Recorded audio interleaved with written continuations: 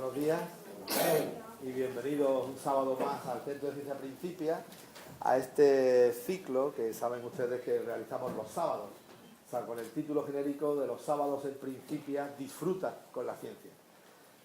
Nuestra idea es que el aprendizaje, ya sabéis que el que conoce es el que disfruta.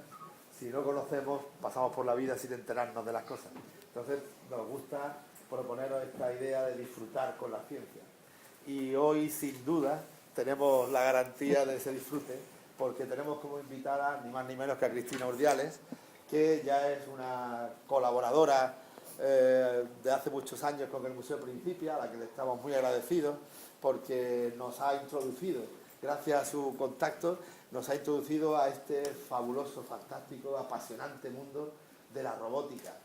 Es el futuro. Yo creo que cada día será más evidente que los robots van a hacer parte de nuestro trabajo y además precisamente el más duro. Pero no solo eso, sino que van a dar afecto, nos van a permitir operaciones impensables con una precisión que la mano del hombre no puede alcanzar. Ya de hecho habéis desarrollado varios robots en la línea de la medicina, de aplicaciones médicas. Tuvimos aquí al robot que operaba la vesícula, creo que era. En fin, o sea que tenemos aquí una ventana al futuro que ya empieza a ser realidad y que gracias a Cristina pues hemos ido conociendo. Y hoy sin duda nos va a avanzar en esa línea. Así que por eso digo que el disfrute con la ciencia está garantizado con Cristina Urdiales. Ella es profesora de la Universidad de Málaga, profesora titular del Departamento de Ingeniería Tecnología Electrónica. Electrónica, que siempre lo digo mal el título, y con ella hemos hecho algunas colaboraciones y aquí tenemos hoy a Cristina para hablarnos de más de 30 años de robótica. Un poco choca ese título porque creemos que la robótica es algo de antes de ayer y sin embargo ha habido ya intentos de este tipo de tecnología desde hace bastantes años. Os dejo con ella, muchas gracias por contar con vuestra presencia y luego ya como sabéis habrá unos minutos también para hacerle preguntas o comentarios. Gracias y vamos a disfrutar con la ciencia.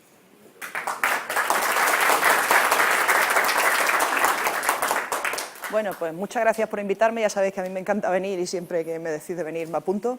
Y sobre todo gracias a vosotros, el público, por venir aquí, además sin que os obligue nadie, que es una cosa que no estamos acostumbrados en la universidad.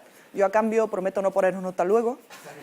Y lo que voy a intentar es explicaros por encima lo que sería la evolución de la robótica desde sus principios y luego nos vamos a centrar en la robótica de los últimos 30 años, que es quizás la que ahora mismo tenemos en mente cuando pensamos en un robot, pero no sin olvidarnos de todo lo que ha habido antes.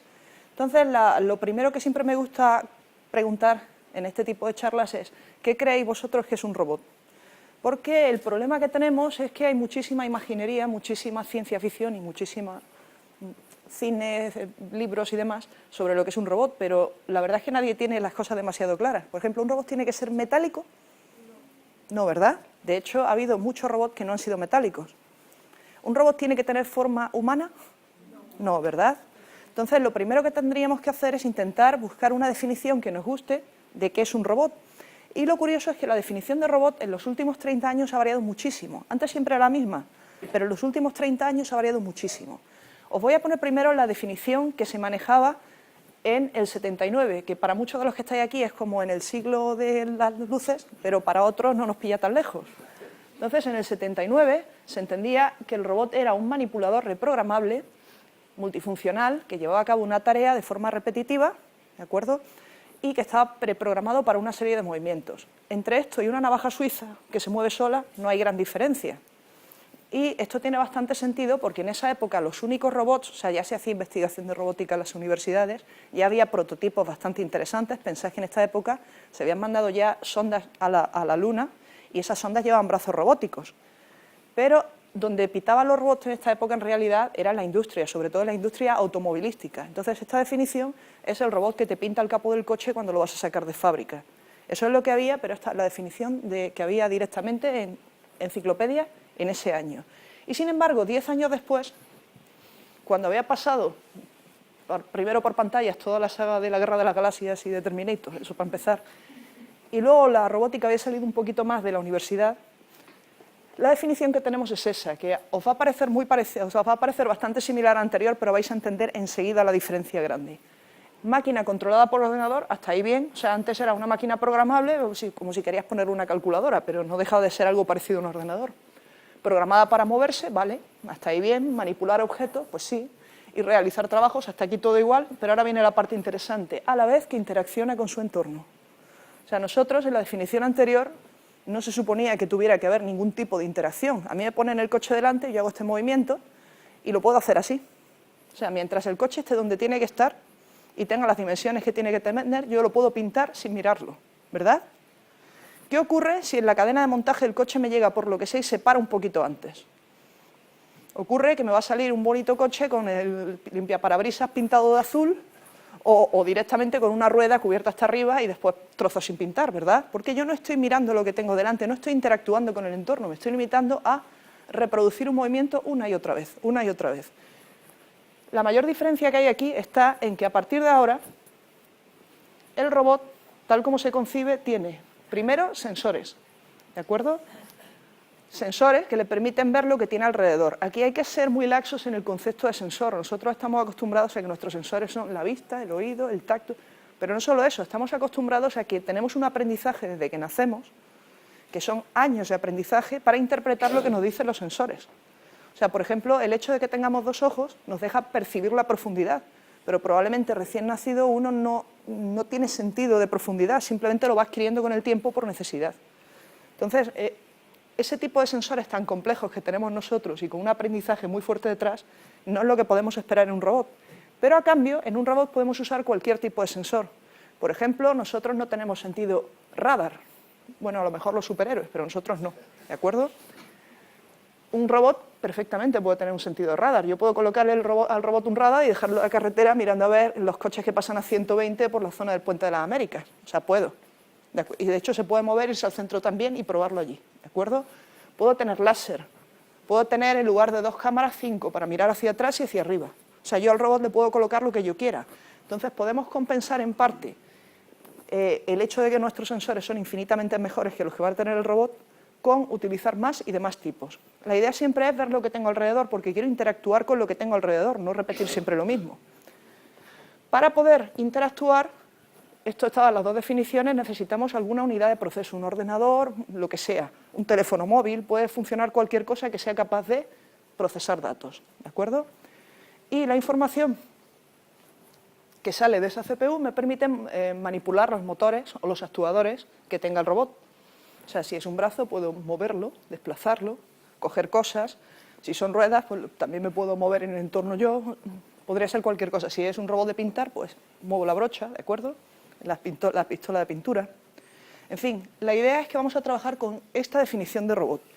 Y a partir de esta podemos mirar lo que sería la historia de la robótica, pero curiosamente, en lugar de empezar, no os preocupéis que no está este tamaño, le voy a hacer zoom ahora.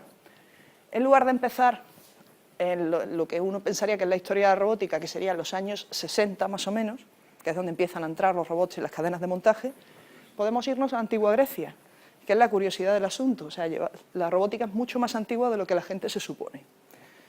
Entonces, he querido en esta representación mostraros que la historia de la robótica evoluciona al mismo tiempo en la literatura, bueno, y a partir de cierta época ya en el cine, y en la realidad, que es lo más curioso del asunto.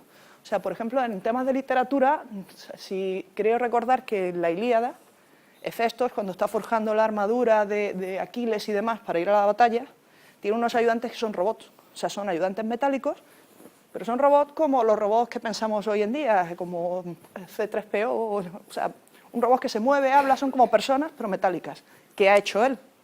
Entonces, la idea de los robots antropomórficos, y es normal que sean antropomórficos, porque en la antigua Grecia, como era todo, antropomórfico.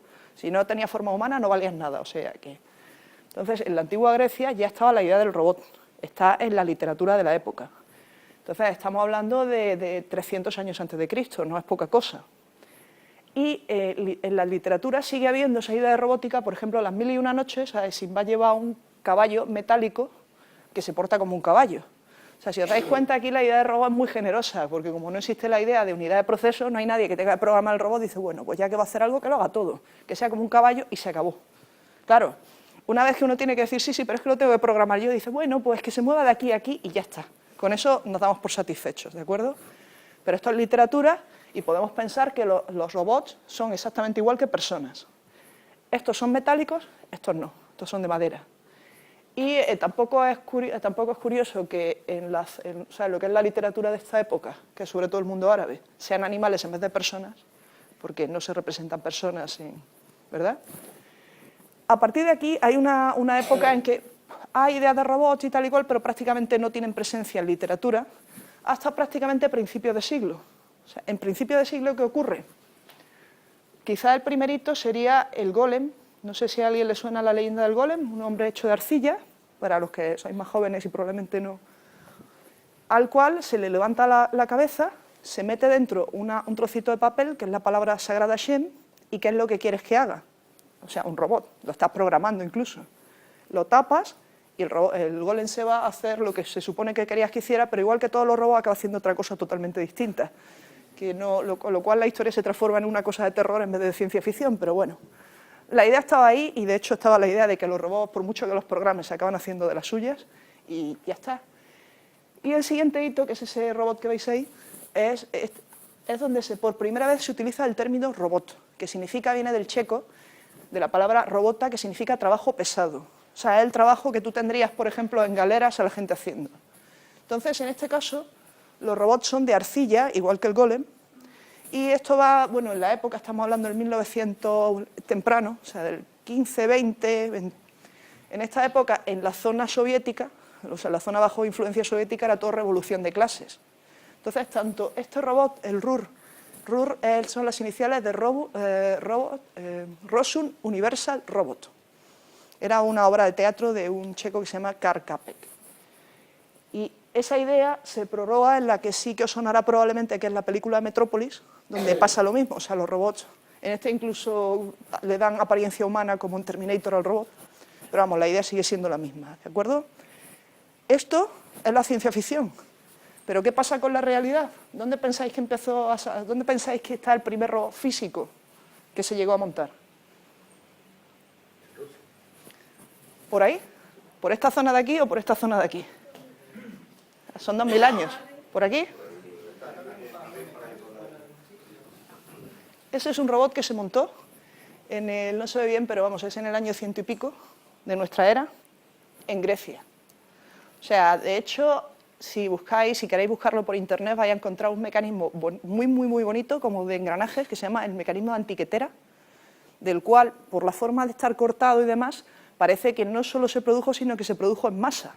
O sea, era un mecanismo que se usaba en los templos para mover las figuras y que hicieran algún tipo de movimientos parecidos a los movimientos de una persona. Si os dais cuenta, es la misma idea que tienes en ciencia ficción. Estos robots no tienen capacidad de proceso, se mueven por engranajes poleas y casi todos por vapor. O sea, pero, bueno, de hecho, este tipo de robot se conoce más que como robot, como autómata, que seguro que conocéis el término. Un autómata es algo que tiene todo lo mismo que un robot, pero sin capacidad de proceso. O sea, nosotros lo programamos para que haga algo y eso es lo que va a hacer siempre. Estos no eran reprogramables, porque como no había la tecnología, una vez que lo montabas, hacía lo que se suponía que tenía que hacer y ya está. No lo podías volver a montar, tenías que montarlo desde cero para volver a hacer otra cosa. Pero había cosas complicadas. Por ejemplo, está el teatro de Herón, que son no sé cuántas figuras, pero vamos, decenas de figuras moviéndose todas a la vez. Esto se solía utilizar en los templos de los dioses y aparte en las obras de teatro. O sea, montaban cosas bastante complicadas con poleas y demás en las obras de teatro. Y esto era ya funcional en la antigua Grecia. Bueno, ya no tan antigua porque es nuestra era, pero en la antigua Grecia, ¿vale? Si nos movemos a la época aproximada donde salía el caballo de Simbad, resulta que también en la cultura árabe esa es la fuente de Al-Yacer, ¿de acuerdo? Al-Yacer. En la cultura árabe también tienen robots, pero estos robots quizá incluso es más interesante que el de antes porque tiene un concepto nuevo, el concepto de sensor, que curiosamente en la robótica moderna no se incorpora hasta esa segunda definición que os he dado de los 90. Ya se utilizaba, no penséis que porque no estaba en la definición no se usaba, pero no se incorpora oficialmente. Esta fuente del pavo real que se llegó a hacer, hay fotos de los prototipos y demás, de los prototipos que se han encontrado, se entiende. Tenía un pavo real que en el pico echaba agua, era una fuente, pero la gracia que tenía era que empezaba a echar agua cuando uno pasaba las manos debajo. ¿A qué os suena eso? Los que somos más mayores, ¿cuándo hemos empezado a ver ese tipo de agua? Porque ahora mismo todos los niños entran en el cine, hacen así, ya tienen el agua, ¿no les parece raro? Pero esto, que es del año 1300, nosotros lo hemos empezado a incorporar ahora. Y aparte, esto estaba temporizado porque cuando te salía el agua, te salía ese muñequito que hay en... A ver, voy a aprovechar el puntero. Ese muñequito que hay ahí, que veis que tiene una bandejita con el jabón. Y una vez que retirabas el jabón, se notaba el peso, se retiraba y luego volvía con una toalla. Y todo se hacía hidráulicamente. O sea, este mecanismo es parecido a lo que tenemos en el váter para comprobar que has tirado... Es parecido a hidráulico. Entonces, en función de la cantidad de agua que había aquí, sabía poco más o menos, estaba temporizado, pero sabía en qué estado estaba. O sea, si tocaba sacar jabón, tocaba sacar ese tipo de temas. Entonces, bueno, este robot, desde mi punto de vista, es muy interesante por eso, porque incorpora ya oficialmente el concepto de sensores. Siguiente hito que yo marcaría serían este tipo de robots que son ya del Renacimiento y que, de hecho, yo creo que lo que da lugar a que se puedan hacer robots son parecidos a estos, pero muchísimo más complejos. Fijaos, por ejemplo, esta es una pieza entera. ¿Esto qué tiene? Articulaciones, ¿verdad?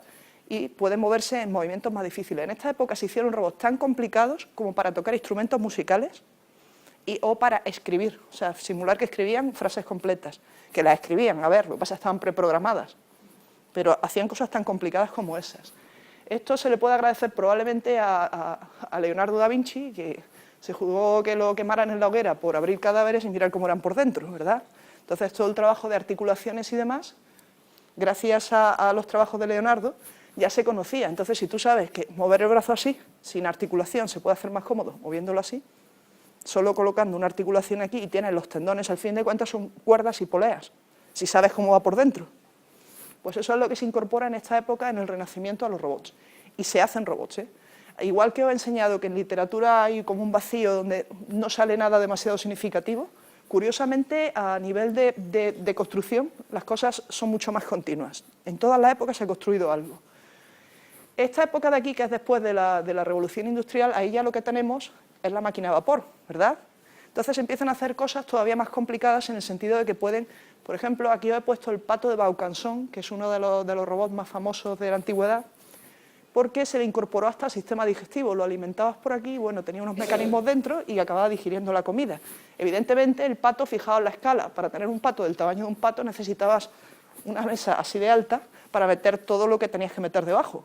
Pero no deja de ser curioso. Y más curioso quizá es una paloma que hicieron también aquí de madera que conseguía mover las alas y levantaba un poco el vuelo. Después iba de cabeza al suelo y supongo que habría que repararla demasiado para que haya sido tan significativa como el pato este, que al estar quieto, por lo menos parece que hacía lo que debía.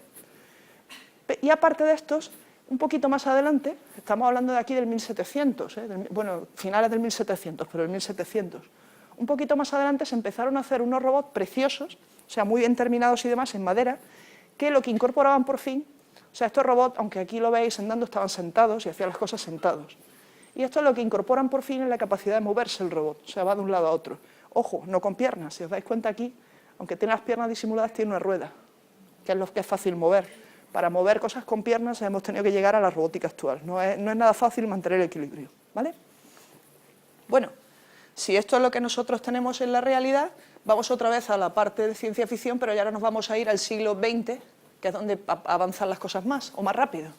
Entonces, si recordáis, nos quedamos por el 20, cuando la revolución industrial, cuando toda la época de revolución en la zona soviética y demás, pues ahora nos vamos a ir a los 50, que es la época de la paranoia de guerras frías, de tal y de cual Estados Unidos, toda la época de los marcianos vienen y os invaden. De hecho, recordaréis todo ese tipo de películas. Entonces, en este caso, los robots siempre prácticamente empiezan a ser inteligentes, es decir, aquí los robots obedecen a quien los manda, pero lo obedecen con cierta flexibilidad, es decir, tú dices, oye, mira, vete y no sé, conquista la Tierra o algo. Entonces te llega el robot y empieza a sembrar el terror, o sea, ya va tomando decisiones, pero siempre tiene un amo mayor que es el que lo manda, ¿verdad? También hay algunos casos de sirvientes robots y demás, pero en el 80% de las películas se acaban volviendo en contra del, como en Planeta Prohibido, se acaban volviendo en contra del que los manda y al final tienes el mismo caso de antes. O sea, la idea básicamente de aquí es mejor no construyas nada, quédate tranquilo, porque si no... Y tienen que pasar como 15 o 20 años que se relajen las cosas y demás para que lleguemos a estos robots, que estos robots ya sí son robots que ayudan a la gente, son inteligentes, toman decisiones, tienen personalidad, ¿verdad? O sea, este Astro Boy y estos dos los conocéis todos. Y entonces estos sí ya son robots según el concepto de robot de ciencia ficción que tenemos actualmente, ¿verdad? ¿Qué ha mejorado o qué ha cambiado de ahí? Bueno, ha cambiado. Estos robots, a fin de cuentas, obedecían. Estos tienen personalidad propia, toman decisiones, han evolucionado. Esta es la gracia del asunto. Estos de aquí han evolucionado y al evolucionar han dicho, mira, nos vais a mandar vosotros, que ni sois de metal, ni podéis hacer cosas, ni lleváis incorporado una metralleta doble. Nos revolvemos. Volvemos a la idea de los años 20, pero en este caso no nos revolvemos contra la situación social, nos revolvemos contra la humanidad y si podemos la exterminamos, ¿verdad? Como en Matrix o como en Galáctica. La curiosidad de Galáctica respecto a estos robots de los 80, principios de los 90, es que aquí los robots empiezan a plantearse cosas curiosas como de dónde venimos, tenemos alma, hay un más allá, o sea, ya empieza la parte filosófica del asunto. Y quizá está bien terminar con la película de Wall-E, que si no la habéis visto yo la recomiendo mucho, de hecho estaba pensada para ser muda y el sonido yo creo que no le aporta nada, y que ya te da la idea de un robot que es equivalente a una persona tal cual, o sea, tiene su personalidad, su forma de ser y demás, y toma sus decisiones, ¿no? Entonces, si os dais cuenta, es una evolución bastante lineal de ir incorporando cada vez más cosas al concepto de la robótica.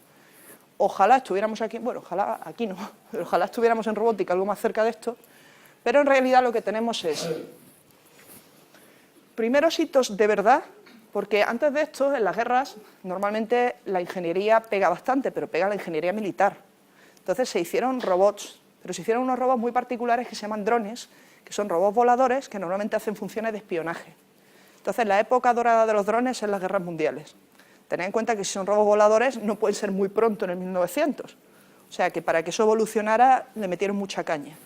Pero cuando primero empiezan a salir los robots ya de comercio y demás, de consumo, es alrededor del 60, de De Vol, que se meten en la General Motors. Hay falta de mano de obra, porque las guerras han dejado muy cascada a la juventud, sobre todo de Estados Unidos en este caso. Entonces empiezan a meter estos robots que son los primeros que os he enseñado para la industria del automóvil. Y simultáneamente en las universidades empiezan a investigar robots móviles con esta pinta. O sea, una base con ruedas y después arriba le pones todos los sensores que puedes. En esta época eran cámaras de televisión a lo grande, varias capas de ordenadores. O sea, el ordenador per se no sale hasta el 40 y pocos. Entonces estamos hablando de nada más que 15 años después. Esto va muy rápido todo. Y bueno, este de aquí, por ejemplo, se llama Shaky, porque cuando se movía, como tenía tantas cosas encima y pesaban tanto, se movía siempre balanceándose. Del Shaky, casi el siguiente hito, aquí ya tenían sensores y demás. Hay uno que se llama Elsie, que seguía luz, era una tortuga robótica que seguía la luz, en fin, hay varios ejemplos divertidos. Pero el siguiente hito serían los robots que se mandan a sitios raros, tipo a la Luna, ahora lo hemos mandado a Marte, pero se empezó por la Luna o por las sondas. Entonces, los primeros robots que se mandaron al espacio eran brazos robóticos de una compañía que se llama Vicarm, que empezó en la universidad y después se movió a las sondas. Y después el primer rover que se metió en un sitio que no era la Tierra fue el Lunar Rover, que se mandó evidentemente a la Luna, era lo más cercano, ¿no? Pero no solo a planetas, sino, por ejemplo, también se empezaron a hacer robots para meterlos en limpieza, sobre todo cuando Chernobyl y demás, en limpieza de sitios raros, para medir cosas, por ejemplo, bajo el mar, donde no puedes mandar submarinos. Este de aquí en particular bajó al monte Spur, que es un volcán, se llama Dante, precisamente porque baja a los infiernos, y bajó al monte Spur a tomar medidas, aquí, esto de aquí es un sistema de captura, a tomar medidas de los gases y demás, para ver cómo se comporta para poder predecir erupciones volcánicas, básicamente. Eso decían, aunque realmente yo imagino que un geólogo lo mandaría nada más que por ver qué pasa, yo lo hubiera hecho. Entonces, bueno, este sería el hito de esta época, de los 80 principalmente, y a partir del año 2000, aquí ya es todo el monte orégano, todo el que puede hacer un robot y se le ocurre algo divertido que lo monte, que ya para algo servirá. Entonces, aquí empiezan a aparecer los robots sociales, como el Aibo, empiezan a aparecer los robots caminantes, os he dicho que lo de caminar sobre dos patas no era obvio, y hasta esta época no salen los Asimo y demás. Robots volantes de distintos tamaños, formas, colores y demás, robots submarinos con formas curiosas. Se mandan los robots ya a Marte, mucho más depurados que estos de aquí. Hay robots emotivos, que también los vamos a ver, y por supuesto los robots que entran en el hogar, que lo que se consigue es bajar bastante los precios, ampliando la cantidad de gente a la que le puedes vender uno. Esta es la Rumba, que lo que es una aspiradora robótica, y curiosamente funciona bien. O sea, vamos, yo otros modelos no sé, pero esta de aquí funciona bien. sobre todo en las esquinas, que con la escoba cuesta mucho trabajo, ¿verdad? Bueno, esta es la historia de la robótica y ahora la pregunta es, ¿dónde nos vamos a centrar nosotros? Nosotros vamos a empezar aquí, ¿de acuerdo? Prometo no enrollarme mucho, pero vamos a intentar recorrer este camino hacia allá. Lo de antes es interesante, pero la tecnología está más limitada, los recursos computacionales están más limitados, todavía no se ha investigado tanto y entonces es más continuo. Quizá empiezan a moverse las cosas aquí, ¿no? Entonces, lo primero que queremos es definir cuál es el robot de esa época. Y el robot de esa época es el que se considera autónomo e inteligente.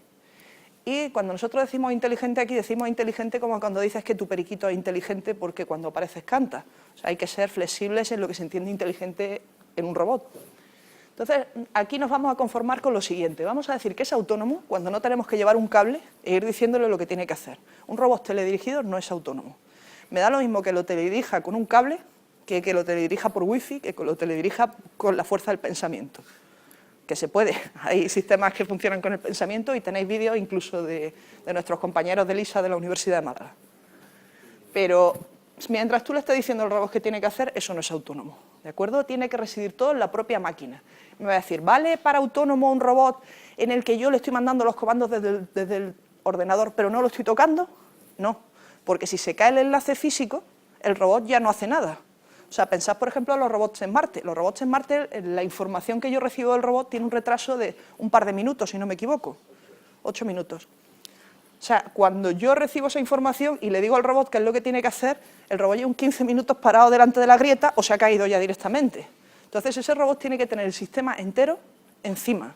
Que yo luego le diga al robot, mira, vete para que el otro lado que me gusta más, vale, pero son indicaciones generales, no lo estoy controlando. Eso es autónomo, ¿vale? Y vamos a suponer que es inteligente simplemente porque es capaz de tomar sus propias decisiones. No le pedimos más. O sea, la idea es que no tenga que estar yo encima todo el rato. Se acabó. Entonces, teniendo en cuenta esta definición, los sistemas de control de los robots empezaron siendo de este tipo. Esto es lo que se conoce en robótica, esto es real, vamos, son arquitecturas de control reales de la época. Esto es lo que se conoce como el paradigma deliberado y viene de la época de la inteligencia artificial. O sea, en esta época la inteligencia artificial había avanzado más que la robótica porque era más fácil, no había que construir nada para probarlo. Y entonces la idea era siempre la misma, o sea, un programa de ordenador puede ser todo lo complicado que quieras porque siempre va a funcionar igual, no le van a variar las condiciones de entrada. Si yo a un programa le meto un 3 y sale un 5, siempre que meta un 3, bueno, debería salir un 5, ya los sistemas operativos modernos demuestran. Pero la idea es, puedo pensar todo lo que quiera porque las condiciones de contorno no varían. Entonces, el paradigma deliberado se conoce también como SPA, que son las iniciales de percibir, planificar y actuar. ¿En qué consiste este sistema? Consiste, primero el robot toma toda la información del entorno que pueda con sus sensores, toda. Una vez que la tiene toda, se hace un modelo. O sea, a mí no me vale decir, yo por ejemplo aquí puedo mirar y ver más o menos dónde está todo. Pero tengo que estructurarlo en el sentido, tengo una mesa delante, hacia allá está la luz, o sea, yo le doy sentido a las cosas y entonces ya las he interiorizado, digamos que tengo mi modelo de las cosas, ¿de acuerdo? Por ejemplo, lo podéis ver al aprender un idioma. Vosotros podéis aprenderos las reglas del idioma, pero hasta que no habéis absorbido la gramática no podéis hablar. Entonces, aquí la idea es, yo ya aquí he percibido todo, me he creado un modelo y a partir de ese modelo es cuando yo planifico. No planifico a partir de lo que veo, planifico a partir de lo que veo y lo que sé. ¿Veis la idea? Y finalmente, una vez que ya tengo un plan níquel para lo que quiero hacer, es cuando actúo. Esto está muy bien siempre y cuando las condiciones se mantengan. O sea, si yo, por ejemplo, voy a cruzar la calle porque voy de aquí al Rosaleda y voy a cruzar la calle y se me viene un camión encima, yo no me quedo diciendo, el camión se está aproximando a 60 kilómetros por hora en dirección de colisión conmigo. Pero ojo, que yo voy al Rosaleda, no me voy a apartar hacia acá, me apartaré en la dirección que me deja más cerca. Nadie hace eso, ¿de acuerdo? Entonces siempre el problema de esto es que es lento. Es lento y además depende totalmente en el modelo de entorno que tú tengas. O sea, si tú no tienes el modelo de que si te da el camión vas a morir, no te sirve para nada, ¿de acuerdo? Entonces, como respuesta a esto, se crea un segundo paradigma, que es el que se llama el paradigma reactivo. Y el paradigma reactivo es, bueno, si hay que ir deprisa, vamos a hacer lo siguiente. Si yo percibo esto, no intento darle sentido a lo que percibo ni tal. Si yo percibo esto, actúo. Y actúo de determinada manera. Por ejemplo, si a mí me tira una pelota a la cabeza, me aparto. No hay más. ¿De acuerdo? Bueno, aparto o la paro. Una acción tiene que ser, ¿de acuerdo? Esto de aquí está muy bien en el sentido de que es muy rápido, pero al no tener modelo del entorno, las decisiones no parecen muy inteligentes. Sin embargo, normalmente no se tiene un solo comportamiento, lo que se suelen tener es varios funcionando al mismo tiempo. Y con eso se consiguen cosas más inteligentes, aunque no predecibles fácilmente. Por ejemplo, si a mí me van a tirar una pelota y estoy de lado y puedo poner la mano en medio, yo tengo un comportamiento que me dice acerca la mano a la pelota y otro que al mismo tiempo me dice pero aparta la cabeza de ella. Mi comportamiento sería este. ¿De acuerdo? A lo mejor si la mano la tengo aquí, el comportamiento no es el mismo, pero la idea es igual. ¿Sabéis? El resultado es distinto porque la mezcla de cosas es distinta y normalmente no se trabaja con 2, se trabaja con 6, 7, 10, 15. Entonces, según eso, pues se van organizando. El problema que hay es este que veis aquí, que no puedes predecir, o sea, dependiendo de lo que pase, no puedes predecir el final. Entonces, normalmente lo que se llegó después de, a finales de los 90 con esto, es a que lo mejor es combinar las dos cosas. O sea, lo mejor es combinar las dos cosas. Tú a las cosas inmediatas respondes de forma reactiva, pero al mismo tiempo vas planificando, de acuerdo a lo que tú ya sabes, para tomar decisiones posteriores. Entonces, el plan que tú tienes modifica la relación entre lo que percibes y lo que haces. O sea, esa es la idea. Esto es lo que se llama el paradigma reactivo y te permite reaccionar rápido cuando hace falta, pero de forma inteligente cuando a largo plazo o a medio plazo, ¿vale? Entonces, estos son los robots autónomos y como ejemplo de los robots autónomos os voy a poner el que más nos gusta a nosotros, que es el rover que hay ahora mismo en Marte, que ya conocéis, bueno, hay dos de hecho, el Spirit y el Opportunity, ¿verdad? Entonces os voy a explicar simplemente para que veáis que no es tan difícil hacer no es tan difícil, entre comillas, hacer un algoritmo de este tipo, cómo funcionan estos robots. Estos robots llevan un montón de sensores, pero para la navegación el problema que ellos tienen, allí no hay paredes, ni hay coches que te vayan a atropellar, que sepamos, ni nada de eso, pero lo que sí hay un terreno muy malo, ¿verdad? Entonces ellos lo que necesitan es recoger la forma del terreno e ir por algún sitio que no se atasquen, porque aquí no pueden llamar a la grúa. Entonces la idea que tienen es, veréis, lo primero que se utiliza es para poder recibir el terreno, pero en 3D, utilizan 2 cámaras en vez de una. Y las cámaras están aquí debajo, ¿eh? No es esta de aquí que está sacando fotos, esta es la panorámica, ¿va? Son estas 2 de aquí abajo. Entonces con esas 2 cámaras, ellos lo que hacen es sacar una foto con las 2 cámaras del terreno, compara las 2 fotos y en función de la distancia de determinados puntos de una foto a otra, que lo vais a ver ahora, ¿veis? Aquí tenemos estas 2 piedras, foto con una cámara, foto con la otra, las comparamos y vemos la diferencia de una a otra, ¿de acuerdo? Entonces, mirando a ver dónde está cada punto de esta cámara, de esta imagen, en la otra, puedes estimar la distancia aproximada hasta el punto que tienes relacionado las 2 cámaras, ¿vale? Entonces, aquí veis, por ejemplo, esto se quita, pues son las ruedas y no valen, esto se quita porque no se ven las 2 cámaras, solo en una, y el resto se puede analizar y algunos puntos encontraremos la correspondencia y sabremos dónde están en distancia real a nosotros y otros no la encontraremos, pues no se ponen, ¿de acuerdo? Y os queda un mapa de este estilo, ¿veis? Es como una especie de malla donde en 3D tenemos la forma del terreno. Ahora, una vez que tenemos un modelo, hemos percibido y tenemos un modelo del entorno, podemos pensar sobre ese modelo, ¿verdad? Entonces, para pensar lo que se hace es decir que si la pendiente de un determinado punto es muy alta, es más difícil pasar por ahí que por otro que sea más baja. Entonces, esto es lo que se llama análisis de transversabilidad. ¿Veis? Aquí os explica que si se mete en una zona así es más difícil. Entonces, la idea es que las 4 ruedas vayan alineadas dentro de la medida de lo posible y no haya desniveles muy gordos. Entonces, a cada punto que hemos adquirido se le da un color, bueno, se da un valor en realidad, pero aquí un color, en función de lo difícil que es pasar por él, nada más. Entonces, ese color se expande porque hay una pendiente, no es de repente subo y ya está, y nos sale una malla de este tipo. Y ahora, sobre la malla de este tipo, lo único que necesitamos es calcular el camino más corto a donde queremos llegar, pero no solo en cuestión de longitud, sino también en cuestión de dificultad. O sea, digamos que para yo decir la distancia de aquí a allí es 3, yo digo no, pero es que tengo que saltar la mesa, de repente se acaba de convertir en 10. Mientras que por aquí es 5, pero sigue siendo 5 porque no tengo que hacer movimientos raros. Entonces el robot simplemente calcula el camino más corto en función de distancia y facilidad y eso es lo que sigue. O sea, se va moviendo, va encontrando sus puntos, hace el análisis y ahora dentro del análisis todos los caminos posibles se evalúa cuál es el que más fácil es para él y por ese va. Y esto es un algoritmo de navegación para un robot autónomo e inteligente, en el sentido de que él toma las decisiones y lo hace todo él. Más o menos os habéis quedado con la idea de cómo funcionan estos. Ahora vamos a avanzar un poquito más y nos vamos a ir a los adaptables, ¿de acuerdo? Diferencia de los autónomos a los adaptables. En los autónomos todo lo tiene que hacer el ingeniero que diseña, o sea, tiene que programarlo, tiene que tenerlo todo en cuenta, tiene que montarlo todo y tiene que hacer todos los algoritmos y todas las matemáticas. Y si bien a los matemáticos les gustan mucho las matemáticas, a los ingenieros un poquito menos. O sea, cuando uno entra ya en la estadística de heurística, eso es morir. Entonces, para evitar eso, y sobre todo para evitar tener que hacerlo para cada robot que hagamos, la idea que se les ocurrió a los ingenieros en este punto es, ¿y por qué no enseñamos al robot en lugar de programarlo? O sea, si yo fuera capaz de enseñarle al robot la pelota y decir, cógela, y que el robot fuera, eso que me ahorro. Claro, es más fácil decirlo que hacerlo. De todas maneras, el sistema de aprendizaje lo tengo que hacer yo, pero la diferencia es que el sistema de aprendizaje lo hago una vez y enseño a 7 robots. Si yo tengo que programar el robot, yo tengo que programar cada robot por separado, porque resulta que no tienen el mismo peso, las mismas dimensiones, las mismas características, el mismo número de patas o de ruedas. Entonces, cada vez tengo que hacer yo todas las cuentas. Si yo hago un sistema de aprendizaje, hago un sistema de aprendizaje, ya se encargará el robot de adaptar lo que le he enseñado a su cuerpo. Esto que puede parecer complicado no lo es, o sea, no lo es tanto, dentro de un límite. Entonces, la idea siempre, ya sabéis, es decirle al robot qué es lo que queremos que haga, no cómo lo tiene que hacer. Esa es la idea, para no tener que programarlo y hacer la parte matemática. Como ejemplo, os voy a enseñar por ejemplo, un algoritmo analítico, que es de los más sencillos que podéis encontrar de navegación. Y vais a entenderlo enseguida, aunque veáis esta fórmula tan fea, es un algoritmo muy sencillo. Se llama campos de potencial y se basa en la electrostática. La idea es la siguiente. En lugar de hacerme un modelo del entorno, yo me limito a recibir, o sea, recoger la distancia a todo lo que tengo alrededor. Entonces, yo sé dónde quiero ir. Por ejemplo, supongamos que yo quisiera ir hacia la cámara. Entonces, hay una fuerza de atracción que me lleva hacia la cámara, ¿de acuerdo? Si yo solo existiera eso, yo me empezaría a mover así. ¿Qué pasa? Chocaría.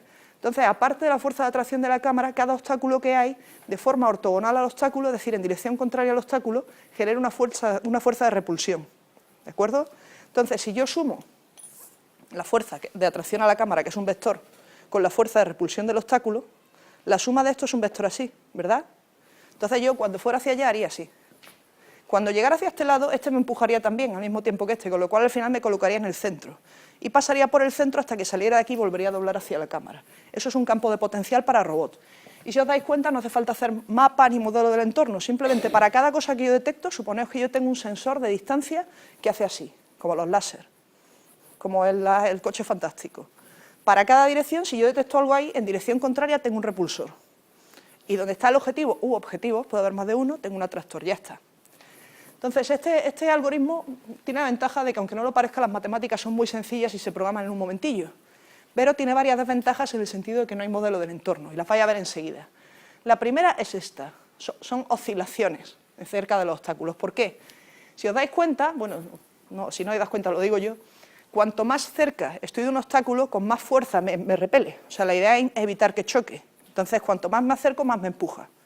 ¿Qué pasa? Yo quiero ir aquí. Entonces, esta estrellita me está atrayendo mucho. Me está atrayendo tanto que me acerco demasiado a la pared. Entonces la pared dice, fuera. Claro, yo me aparto, pero cuanto me aparto de la pared, ¿qué pasa con la fuerza de repulsión de la pared? Que dice, bueno, ya estás bien. Y entonces, en cuanto ya está bien, me tiro otra vez. Digo, yo iba para allá. ¿Qué pasa? Que cuanto me acerco a la pared me empuja y cuando me aparto me deja de empujar. Entonces hace este efecto así. Ese es uno de los problemas, pero estos dos son más graves, que son los mínimos locales y las trampas locales. Los mínimos locales es muy fácil de entender matemáticamente. Ocurren cuando la fuerza de repulsión se iguala a la fuerza de atracción y, por tanto, son cero. Entonces, si a mí, por ejemplo, mi movimiento es lo que me repele algo y lo que me empuja, ¿no? Entonces aquí, estos dos me empujan hacia afuera y este me atrae recto. La suma de estos dos vectores, si os dais cuenta, un vector hacia allá, que en fuerza es igual a este de aquí. Resultado, estoy en un punto donde la fuerza es cero, así que no me muevo. Y si no me muevo, ¿saldré alguna vez de ese punto de fuerza cero? Nunca, me he quedado ahí para siempre. Y no hay arreglo, ¿eh? Y el tercero es peor todavía porque es parecido a este, pero encima con meneo. O sea, la idea es, yo tengo el obstáculo aquí, me acerco, me empuja a la pared, me alejo, la pared deja de empujarme y me acerco otra vez. Entonces te quedas así, todo el rato. Con lo cual la batería del robot se va y no has conseguido nada. O sea, es parecido a este, pero gastando batería. Y el problema que tiene esto es que con la formulación matemática del asunto no se puede resolver. No hay manera, es imposible. Entonces, para resolver esto, lo que nosotros hicimos, por ejemplo, fue un sistema de aprendizaje, en el cual tú le decías al sistema, si te encuentras en esto, yo no me quedaría parado, yo haría esto otro. Entonces, la pregunta es, ¿cómo le dices, haz esto otro? Esa es la pregunta que vamos a intentar resolver. Y hay varios sistemas, que muchos os sonarán, las redes neuronales, la lógica difusa, todo eso os sonará de haberlo oído por ahí, son herramientas computacionales para aprender cosas. Y se usan más de lo que uno piensa, por ejemplo, se utilizan en predicción del tiempo, en predicción de la bolsa, se utilizan siempre cuando hay muchos datos que es difícil generalizar, o sea, no es fácil decir, de todos estos datos que son millones, yo creo que va a pasar esto. O sea, yo sé que si suelto esto se va a caer al suelo, pero no sé lo que va a pasarse en el tráfico de Málaga porque en un momento dado, bueno, sí, habrá un atasco, pero en fin, la idea es, no sé exactamente lo que va a pasar si empieza a llover ahora, porque son muchas variables a la vez, ¿de acuerdo?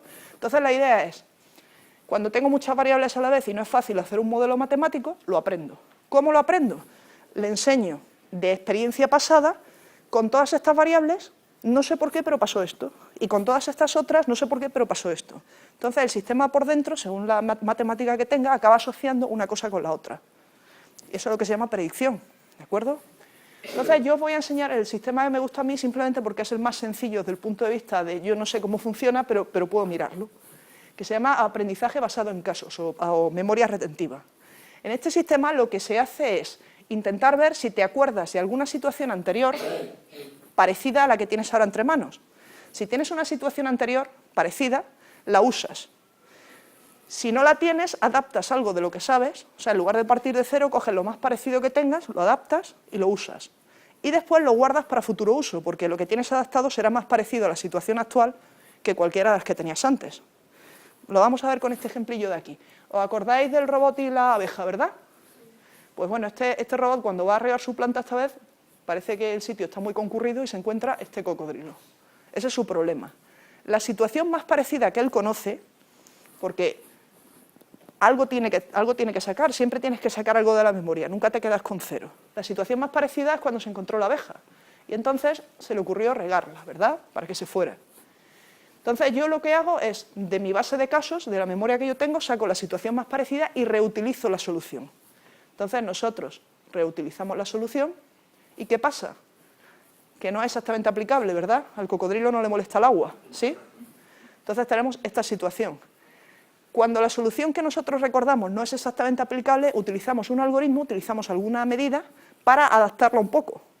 Pero no partimos de cero, partimos de lo que tenemos. ¿Veis? Por ejemplo, si yo tengo la manguera, la reutilizo. O sea, uso lo que ya tengo, lo cambio lo que yo pueda, y esta solución, que ahora me ha funcionado, me la guardo, porque en algún otro momento me puede ser útil.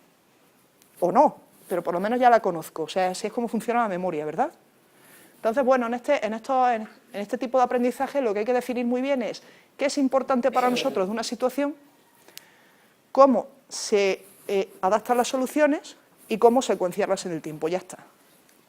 Esto que puede parecer ahora mismo muy difícil, hacerlo matemáticamente no es para tanto, veréis. Os voy a enseñar el que hicimos nosotros. Aquí veis un robot de estos de ruedas, y lo que yo estoy haciendo aquí es dirigirlo con el teclado para que pase entre estas dos cajas. No le digo cómo lo tiene que hacer, lo estoy teleoperando. Simplemente lo estoy teleoperando. Y el robot lo que sí está haciendo es, mientras yo lo teleopero, todos los sensores que tiene alrededor los lee. Entonces se guarda la lectura de sus sensores, ¿de acuerdo? Se guarda la lectura de los sensores con el comando que yo le he dado. Con lo cual, si yo, por ejemplo, estoy aquí y hago así con el robot no sabe por qué he hecho así. Lo único que sabe es que aquí cabe, porque si no, no habría podido pasar, ¿de acuerdo? Entonces, también es importante saber si la solución que yo he dado es buena o no, para quedarse en unos casos, tirar otros.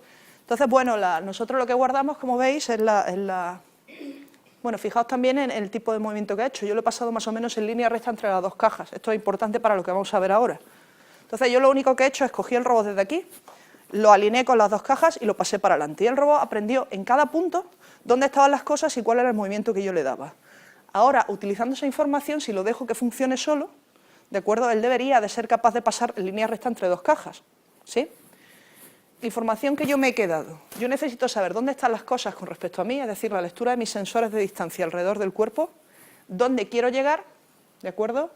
Y como el robot tiene 4 ruedas, o sea, si fuera un robot que vuela, no habría problema, pero como el robot tiene 4 ruedas, quiero saber hacia dónde estoy apuntando, cosa que todo el que haya aparcado un coche sabe que es básica a la hora de maniobrar, ¿de acuerdo? Esas son las 3 cosas que a mí me interesan. Y a esas 3 cosas le alineo el comando que yo le he dado. Yo no le he explicado al robot por qué se lo doy, pero yo sí tengo en cuenta el tamaño del robot. O sea, si yo veo que tengo un robot así de ancho, no lo intento pasar por ahí, con lo cual el robot no aprende a pasar por ahí. Si yo sé que si el robot tiene entre los sensores y el centro este tamaño, como no puedo pegarlo más de esto, el robot aprende que no se puede pegar más de esto. Él se va quedando con su propio cuerpo sin darse cuenta, digamos. Entonces, siguiente paso. Ahora, fijaos que he puesto el robot mirando así. ¿Lo veis? No está recto entre las dos cajas. Y ahora ya no está controlado. Lleva este ordenador y se controla solo. Entonces ahora se acerca a esta caja, pero se la encuentra esquinada, cosa que no conocía. ¿Qué hace el robot? Fijaos qué despacito va. ¿Sabéis por qué va despacito? Muy bien. Efectivamente, y al mismo tiempo que rectifica el comando que él tenía de antes, porque no se lo inventa de cero, utiliza el más parecido que tenía, pero al mismo tiempo que lo rectifica, se lo aprende de memoria. Y de hecho, bueno, ahora se viene para este lado porque ha sobrecompensado y se encuentra con que se va a pegar con la otra caja. Efectivamente, hace la misma operación y va memorizando. Y ya sale en línea recta, que eso sí lo sabía hacer, y sale. ¿Qué es lo que hemos hecho nosotros para rectificar esos comandos? Simplemente le hemos dicho, a lo que tú salgas, procura simplemente no chocar. O sea, hemos modificado con la misma ecuación de antes de dirígete hacia tu objetivo y no choques, pero lo hemos modificado con el comando que ya teníamos. ¿De acuerdo? No partimos de cero, utilizamos lo de antes. Y ahora vais a ver el mismo robot cuando ya, después de haberlo enseñado yo a mano y haber aprendido él solo esta situación, porque esa la aprende él solo, él modifica y aprende. Lo vais a ver ahora con una situación de 3 cajas. Él solo ha aprendido 2, pero es igual, porque como va descomponiendo el problema en cada punto, para él 3 cajas son 2 cajas y 2 cajas. O sea, el resto le da igual. Entonces, aquí tenéis la situación, y ahora veréis además que hemos puesto todavía más juntas las cajas por hacerle más la gracia al robot. Pero fijaos, lo pegado que va y mirad lo rápido que va ahora. ¿Veis lo pegadas que están las cajas? Pero mirad, esto ya le suena, porque esto lo ha pasado antes. ¿Veis cómo ahora no se frena? Ahora, esta caja y esta caja, perdonad el vídeo, pero no... Esta caja y esta caja... Él quiere llegar aquí. ¿Veis? Y no le hemos programado nada, solo está recordando cómo lo hicimos nosotros y cómo lo hizo él luego. Realmente no llega nunca a la crucecita porque no hay sistema de localización, no hay nada que le diga hayas llegado. Lo único que hacemos es contar la distancia. O sea, tú le dices, hasta llegar a la cruz deberías de avanzar 10 metros. Como van resbalando las ruedas, no son exactamente 10 metros, son 9,3. Pero vamos, la idea es que se queda perfectamente alineado y que si hubiera avanzado un poquito más habría llegado. ¿Pero veis la idea? Lo divertido de aquí es que no le hemos enseñado nada matemático, lo ha hecho todo él solo, a partir del aprendizaje que teníamos con ese sistema que os he contado. Entonces, el siguiente paso que tenemos es los robots evolutivos, es decir, vale, ya sabemos los que funcionan solos y los que aprenden. ¿Podemos hacer que evolucionen ellos solos sin necesidad de estar nosotros detrás? Porque claro, si mi sistema ese yo lo he enseñado a esquivar cajas, cada vez esquiva cajas mejor, pero ¿sería capaz de, no sé, de salir de un laberinto? O sea, ¿podríamos prepararlo para que haga cosas más complicadas? Y la respuesta es que sí. Y para eso lo que se utiliza es lo que se llaman juegos de la vida. No me paro mucho en los detalles porque os lo voy contando con ejemplos que quizás más entretenidos, ¿no? Entonces, simplemente por poneros, vida artificial es un concepto que me interesa que entendáis que no es la vida que nosotros entendemos. Entonces, para eso, por ejemplo, el juego de la vida siempre viene muy bien para explicar lo que entiende por vida un programador. O sea, este juego que se practica y hay competiciones y demás, de estas que hacen los ingenieros, consiste en que tú tienes un máximo de 3 y 2, 5, de 25 puntitos en una cuadrícula. Entonces tú puedes poner algunos en blanco y otros en negro. Las células en negro, estas de aquí, se supone que están vivas y el resto están muertas. Entonces la idea es que hay una serie de reglas, que son estas de aquí, que dicen, primero, una célula muerta con exactamente 3 células vecinas vivas se regenera el siguiente turno, ¿de acuerdo? Una célula viva que tenga 2 o 3 células vecinas vivas sigue viva. Pero si tenemos menos de eso o tenemos más, la célula se muere por soledad o superpoblación. Esas son las 3 reglas que hay, no hay más. Entonces, ¿en qué consiste este juego? Se hace una cuadrícula gigantesca y cada uno de los jugadores pone varios de sus modelos, varias de estas cuadrículas pequeñas que ha diseñado una cuadrícula grande, varias. Entonces esas se van moviendo y van, si te pegas, por ejemplo, si tú eres una célula gorda de estas, si te pegas a otra célula gorda, va a crearle superpoblación a ella y a ti. Vaya a caer los dos. Entonces, claro, el resultado de esto es muy difícil de predecir, de aprender, no se puede. Pero lo que sí se puede es evolucionar. Lo que puede hacer es una simulación por ordenador, probar con varias configuraciones y soltarlas a ver si son capaces, a ver qué son capaces de hacer. Después de un tiempo, de un número de iteraciones, miran la cuadrícula y el que tenga más estructuras de las suyas dentro de la cuadrícula gana. O sea, si pensáis que esto en vez de ser estructuras de estas fueran de colores, tu color es el rojo, si lo que predomina en la cuadrícula es el rojo, has ganado. Entonces, aquí tenéis varias de las estructuras que usa la gente. O sea, el parpadeador, por ejemplo, se llama así porque a veces muere, a veces vive, a veces muere, a veces vive. Los buques, evidentemente, lo que hacen es arrasar con lo que tienen alrededor, lo van matando. En fin, hay varias configuraciones distintas De hecho, hay esto mismo, pero el sistema en programación que es más complicado, porque en lugar de diseñar así te requiere programar, utiliza la terminología de piedra, papel, tijera. O sea, un programa piedra es el que mata a los demás, o sea, va buscando a los demás para machacarlos. Un papel es el que se reproduce muy rápido y va metiéndose por todos lados, con un virus. Y los tijeras son complicados. O sea, por ejemplo, un tijera clásico es el vampiro, que lo que hace es infectar a otros programas para que hagan lo que él quiere. Eso que parece así muy etéreo es una competición parecida a esta, pero para programadores de ensamblador. Esto es vida para nosotros, o sea, no estamos buscando el tipo Frankenstein, sino simplemente algo que sea capaz de evolucionar. Y esto veréis cómo se aplica a la robótica. ¿Veis este robotito de aquí?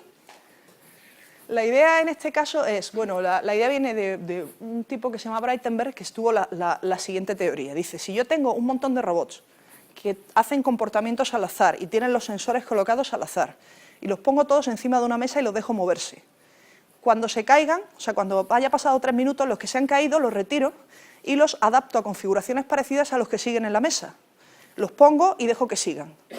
Al cabo de 10 o 15 recogidas de la mesa, bueno, al cabo del día o 15 os digo yo que lo que tendría es un montón de trastos que no funcionan. Pero la teoría es que si los robots no se rompieran, tendría robots muy buenos en no caerse de la mesa, pero tú no le has dicho cómo. Simplemente has cogido los mejores individuos, has dejado que sigan y los malos los has ido quitando, evolución.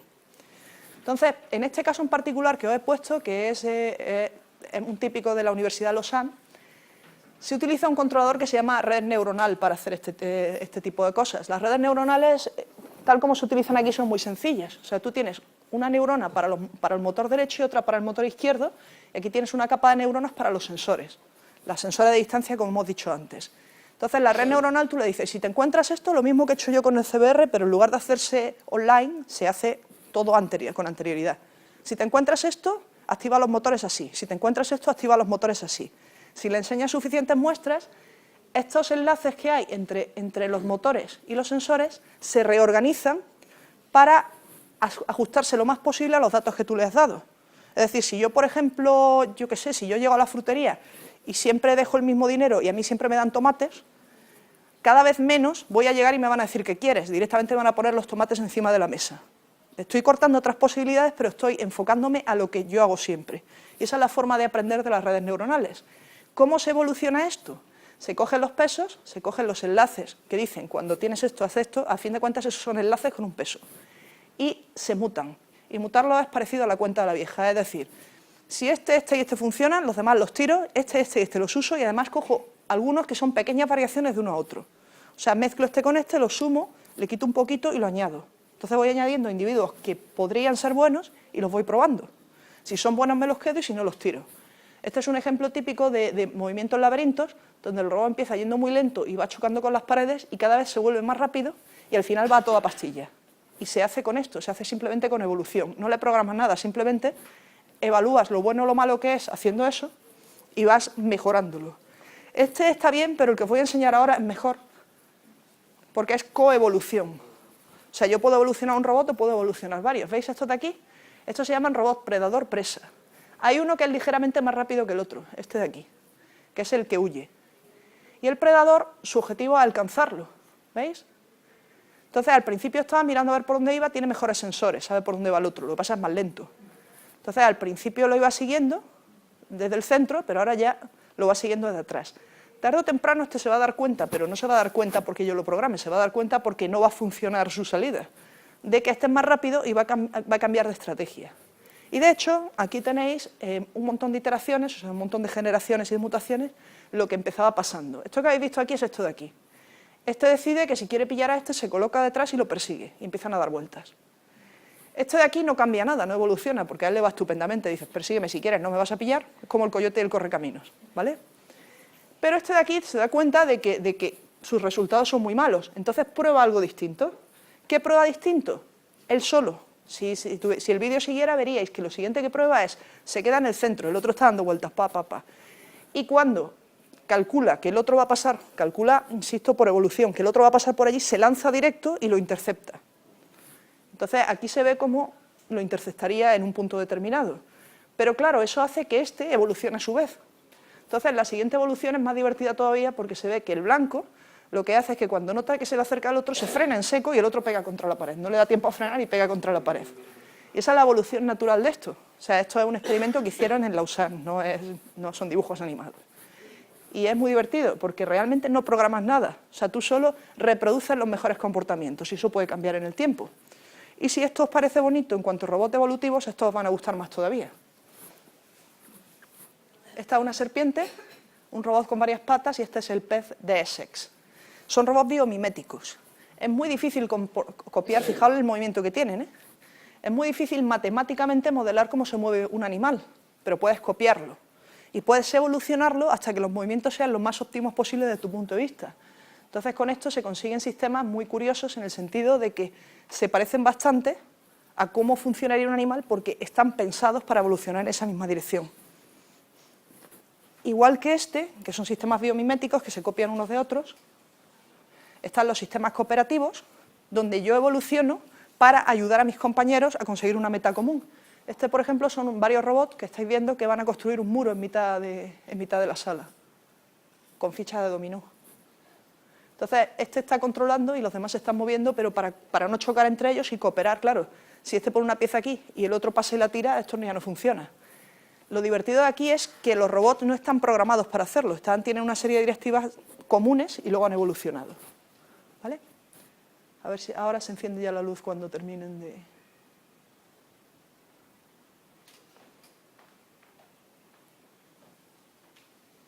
Bueno, realmente cuando pasan por aquí se está viendo que están construyendo el muro, lo que pasa es que no... Vamos, quien dice sistemas cooperativos, esto dice sistemas cooperativos para llevar pesos, sistemas cooperativos para, por ejemplo, nosotros diseñamos uno para emergencias en hospitales. Normalmente los equipos de reanimación y tal no hay uno por habitación, hay 2 por planta o una cosa así. Y aparte tienes que conseguir, ¿veis? Aquí está el muro montado al final. Al principio esto no estaba aquí, ellos lo han recogido, lo han montado entre todos y se han apañado para no tirar lo que han hecho los otros, pero sin especificárselo, lo han aprendido por cooperación. Entonces, lo que os decía del sistema de emergencias, lo que se hacía por cooperación era, tú no avisabas a todos los médicos, dentro de todos los médicos avisabas al que más cerca estaba y mejor podía reaccionar. Asignados, por ejemplo, había reglas como que no podía, un médico en teoría no podía llevar el carrito de reanimación, necesitabas un celador, necesitabas una TS, en fin, combinabas todo eso y hacía un sistema cooperativo. Lo digo para que os deis cuenta que no son solo juguetes lo que hacemos aquí, o sea, luego se aplica a problemas reales. Y este, que a mí me gusta muchísimo, son los robots con sistemas deformables. De nuevo son sistemas muy complejos, igual que los biomiméticos, de hecho casi más.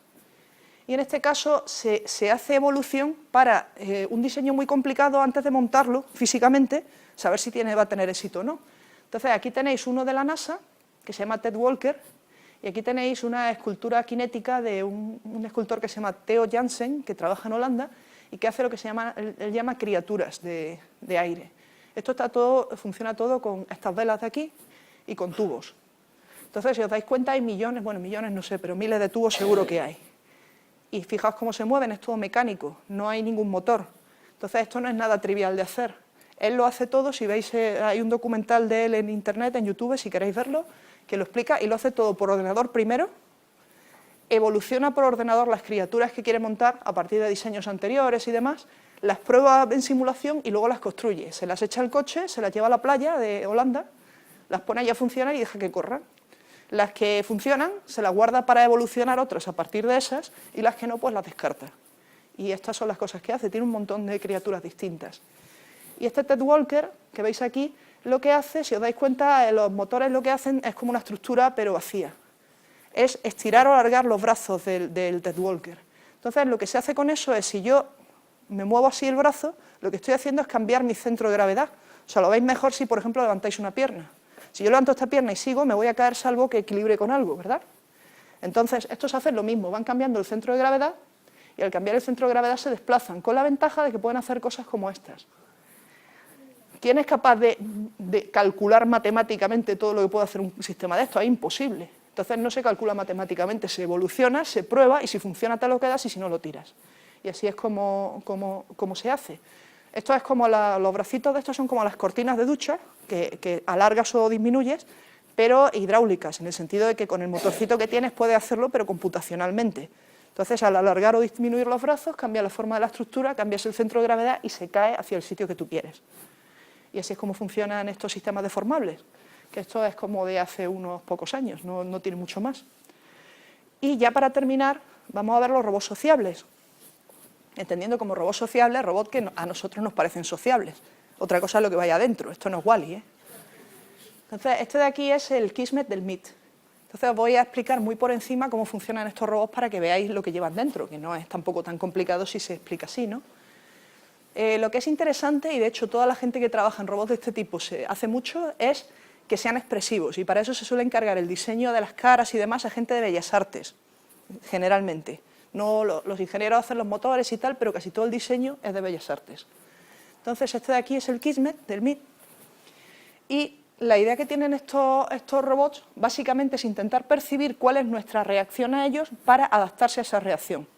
O sea, la idea ya no es tanto yo quiero hacer algo, sino depende de lo que tú hagas, yo voy a hacer. O sea, va un poco por ahí el tema. Entonces, solo para que veáis que no es tan difícil la información que manejan, o sea, nosotros cuando hablamos con alguien manejamos un montón de información. Los robots cogen, digamos, la que más fácil les es a ellos procesar, normalmente por vídeo, que es lo que más información da. Fijaos los factores que dan, por ejemplo, color de piel para saber si hay una persona en la sala. Si el que ha entrado al gato, a lo mejor no te pones a hablar con el gato, necesitas una persona. En movimiento, ¿de acuerdo? Si la persona viene hacia mí, intento hablar con ella. Si está por ahí haciendo sus cosas, depende. Detección de los ojos, a ver si me está mirando, estimación de distancia al robot, si se está aproximando o no, a qué velocidad se está aproximando. No es lo mismo que yo me acerque a hablar con alguien así que yo me acerque a... O sea, no es igual. Pues el robot lo tiene en cuenta. Y también, por supuesto, sonido, si alguien está hablando, los tiempos... O sea, no es lo mismo hablar a toda pastilla, como hablo yo normalmente, que la gente que tiene una voz muy calmada y que casi te relaja escucharlos. Bueno, pues todo eso se detecta a base de una serie de filtros, que no vamos a entrar aquí, pero que no son... O sea, eso matemáticamente está montado y se puede descargar de internet incluso. Y ahora lo interesante es qué hace el robot con esa información. El robot la tiene, pero ¿la usa siempre igual? Y la respuesta es no, si no, no sería un robot emotivo. Mirad, por ejemplo, este caso, ¿veis? Al robot está pensado para que le gusten los objetos brillantes. Pero no es lo mismo para él que el objeto esté tranquilito que le estén haciendo este movimiento. Mirad la cara cómo va cambiando. Entonces, lo que se hace es que por dentro se modula cada uno de los estímulos en tres estados. Sobresaturado, el estado homeostático y bajo estímulo, o sea, no muy estimulado. Esto cambia todo el rato, o sea, el estado del robot no es continuo, sino que dependiendo de lo que le vaya pasando, de las cosas que ve y demás, se va cambiando el estado donde estás todo el rato, para cada uno de los sensores que tú puedes recibir. Entonces, normalmente un robot que esté poco estimulado o que esté sobreestimulado no te va a hacer mucho caso. O sea, el que esté poco estimulado estará medio dormido y el que esté sobreestimulado va a estar irritable o asustado. O sea, esa es más o menos la idea. Y entonces los que estén en este estado son a los que tú vas a intentar hacerles caso. Esto es una simplificación muy gorda, pero la idea es más o menos esa, porque de hecho, si uno se mete dentro, empieza a haber módulos y módulos y módulos. ¿Os acordáis de los comportamientos reactivos que hemos contado al principio? De ante esto tú haces esto, pues esto es parecido. O sea, en lugar de tener uno, tengo cientos de módulos. Cada uno aprende por separado y luego con los equilibrios que os he comentado se combinan las respuestas.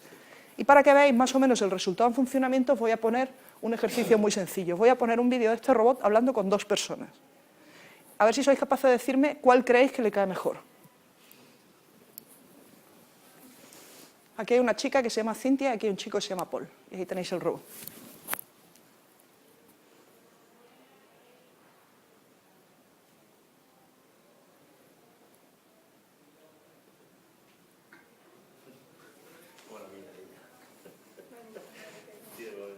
¿Has visto? Le pone cara de tonto a ella y el tío lo mira como estás molestando. Yo estoy aquí a mi tema y tú estás molestando, estás sobrando, lárgate. Es que además lo mira como, ¿quién te ha invitado a ti a esta reunión? Pues eso, ¿verdad? Pues eso se consigue con aprendizaje y evolución, como os he enseñado antes. O sea, este es el final, que es donde consigues combinarlo todo en algo que pueda...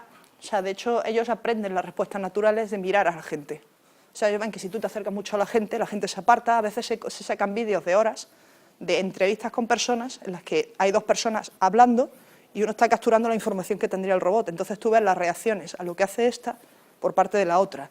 Todo eso se le alimenta a todos los módulos y los programas y demás que hay, que son muchos, más de los que yo he enseñado, y con eso el robot aprende cómo reaccionar a las cosas, y el resto es aprendizaje propio. El resto es, por ejemplo, estas dos personas habrá hablado más ella con el robot, o este habrá hecho más movimientos bruscos o lo que sea, y él aparentemente no le gusta. O sea, bueno, saber lo que piensa el robot por dentro, pero las respuestas naturales parece que no, ¿de acuerdo?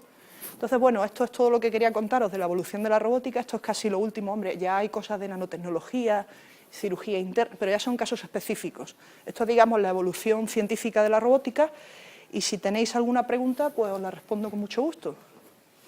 Cristina, una preguntilla. Buenas tardes y gracias por la conferencia. Habrá hablado de la evolución de los robots y hablar que hemos utilizado diferentes materiales. Ahora se está viendo que se están utilizando materiales metálicos.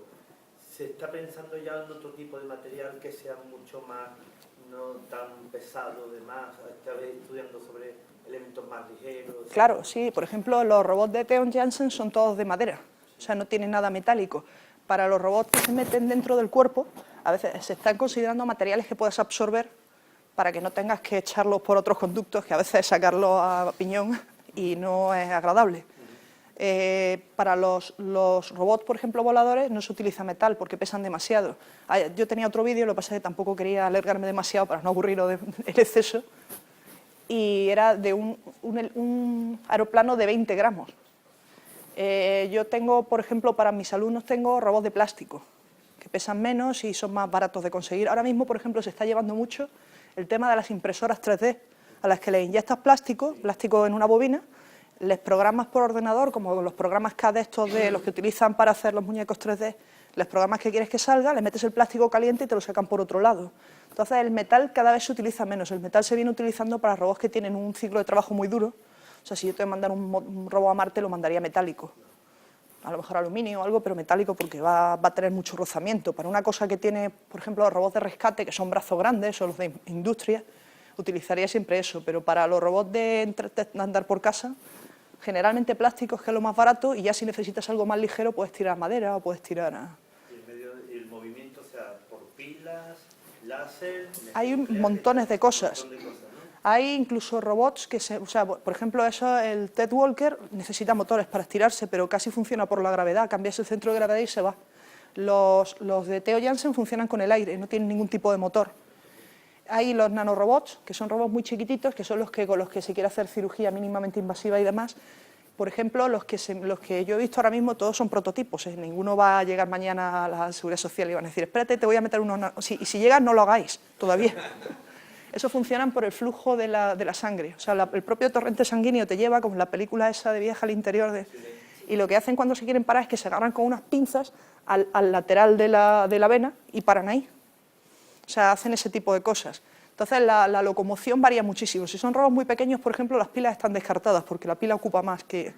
Bueno, por supuesto, batería solar y todo ese tipo de cosas también hay. Y, no sé, es que depende muchísimo del tipo de robot. Gracias. Nada. ¿Podría decir algo de la naturaleza multidisciplinar de vuestro trabajo? Porque has hablado incluso de gente de Bellas Artes. Sí, claro, y de psicología y de un montón de cosas más. De hecho, por ejemplo, para todo el tema de la robótica emocional y demás, la gente de psicología es básica y se hace muchísimo, sobre todo psicología cognitiva.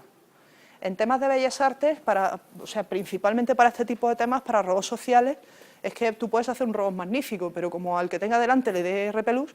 Yo recuerdo unos robots que estaban de moda hace 3 o 4 años, que igual lo habéis visto en un telediario o tal, que era un tipo que le dio por hacer robots que parecieran humanos, pero enteramente. O sea, tú lo veías, había hecho una copia de sí mismo y le había mandado a dar clase por él a ver qué hacían los alumnos. Y estaba muy contento porque los alumnos reaccionaban como si estuviera él, que es así. Que es como reaccionan los míos también cuando estoy yo, o sea, que no había mucha... Claro, la siguiente prueba que le dijeron los compañeros es, no, en lugar de meterlo a darle clase a tu alumno de universidad, que realmente han desconectado el cerebro hasta la hora del recreo, mételo con niños pequeños. Bueno, con los niños pequeños uno se le subió por encima, el otro le quitó la peluca, el otro, o sea, lo tomaron por el pito del sereno, porque... Y después, cuando hablaba de tú a tú con gente, lo que detectaron es que la gente era reacia a tratar con ese robot porque daba mal rollo. Era como la sensación de que te estaban intentando engañar y colarte, como leche, lo que era agua. Entonces, casi es mejor que el robot no sea nada humano, o sea, no tenga apariencia humana para trabajar con él, de tú a tú, que son cosas que es que eso un ingeniero no las ve, si no se las explican. Nosotros, por ejemplo, tuvimos otra experiencia en que trabajamos con médicos. O sea, para todo el tema de robótica médica y tal, trabajábamos con médicos y tuvimos las dos experiencias. Un grupo de ingenieros que no quería saber nada de los médicos y le decía, yo te lo doy y tú lo usas. Fracaso total. Y nosotros, básicamente, como ya veníamos escarmentados, dijimos, vosotros no decís lo que queréis que hagamos y ya lo haremos nosotros. Y una de las cosas que nos dimos cuenta es que la gente, o sea, trabajamos con personas con discapacidades graves. O sea, quiero decir, con discapacidad grave no es que no puedo mover las piernas, es que a lo mejor mi cerebro ha tenido una lesión y cuando yo estoy moviendo el joystick de la silla de ruedas y quiero ir para allá, le doy así. Bueno, pues nos dimos cuenta que la gente lo que quería es que los ayudaran lo menos posible. O sea, no todo lo que pueden, la gente no quiere si tiene que pasar por aquí y no le sale que el robot lo haga por ellos. Quiere intentar hacerlo ellos. Entonces, ese tipo de cosas, si no es multidisciplinar el trabajo, no puedes hacer nada. O sea, las disciplinas básicas metidas aquí son informática, industriales y telecomunicaciones, en lo que he ido presentando. Hasta la época de los robots, o sea, cuando pasamos de robots autónomos más para adelante ya empieza a cambiar la cosa. Esas son las básicas de la cibernética y demás, pero en el momento en que ya metes el robot en sociedad, psicología, bellas artes, medicina, o sea, toda disciplina, donde tú vayas a meter el robot tienes que tratar con gente del ramo, si no, no haces nada. Supongo que estos contenidos estarán en ingeniería de la salud, ¿no? No sé si tienen robótica en ingeniería de salud. Nosotros si la tienen no la damos. Si hay robótica la da el ISA, otro departamento de la escuela. Probablemente lo que tengan sean los robots cirujanos, como el que tuvisteis aquí para operar. Eso igual sí lo tienen. Pero robótica asistiva, robótica social de robots que tratan, no sé si o sea, en el temario yo no lo he visto aún, pero a lo mejor, como todavía no lo han implantado entero, a lo mejor viene más tarde. Para gente que se interesa, además que hay gente joven por la robótica, ¿qué recomiendas para no sé, prototipos, robots educativos, algo que sea relativamente accesible? Pues gente para que hoy día le gusta la electrónica y puede montar pequeñas cosas, ¿dónde pueden encontrar recursos para acercarse a este mundo? Afortunadamente hay muchísimo amante de la robótica de hobby que sin tener ningún tipo de ingeniería ni tal le gusta este tema y entonces lo explica como digo yo for dummies, que es lo que usamos nosotros de base cuando queremos empezar uno nuevo. No es... Yo creo que dependiendo de la edad de la gente, o sea, si por ejemplo estás pensando en niños de 8, 9, 10 años, lo mejor es empezar con los Lego Mindstorm, que son los Legos estos que tú montas, llevan un ladrillo que lleva una unidad de proceso dentro y se programan los comportamientos simplemente arrastrando bloques de uno a otro. Por ejemplo, tiene un bloque que es contar vueltas de rueda, otro bloque que es seguir una línea negra. Entonces tú vas pegando los bloques y te hacen unas cosas u otras. La semana pasada fue a la competición de Málaga, o sea, la clasificatoria malagueña de la Lego Mindstorm y los alumnos están entre 11 y 16 años, pero pueden empezar más pequeñitos, sin competir, claro, pero pueden empezar más pequeñitos. Y en muchos colegios tienen equipos y hacen cosas bastante curiosas. Este año me parece que el desafío era ayuda precisamente a personas con dependencias. Entonces te montan una tabla grande, una mesa grande, y hay una serie de pruebas y los robots las tienen que hacer, pero son todos robots pequeños montados con Lego. Aparte de los robots montados con Lego, hay otras arquitecturas que también sirven, pero bueno, se puede si ya la gente es un poquito más mayor, que sabe meterse con un micro, no tiene que ser un alumno de universidad, de carrera técnica ni tal, pero sí se maneja con un ordenador más allá del PowerPoint o tal. Existen varias asociaciones de robótica en España. Así al principio está ARDE, por ejemplo, ARD, que tiene un montón de tutoriales de cómo hacerte un robot, por ejemplo, con Tupperware, motores de juguetes, PIC, que era lo que utilizaba antes la gente para piratear Canal Plus, o sea, ese tipo de cosas, y que no es nada complicado. O sea, si uno se pone y va siguiendo los pasos, le sale. O sea, a lo mejor no le va a salir, seguro no le va a salir el Kismet, pero le sale un cochecito robótico que es capaz de esquivar obstáculos. Entonces, aparte, lo bueno que hay ahora es que como se puede comprar por internet, porque cuando yo empecé con esto, tú tenías, o sea, para comprar por internet, que si aranceles, que si no sé cuánto, mete la tarjeta de crédito 3 veces, y tú decías, Dios mío, lo que me va...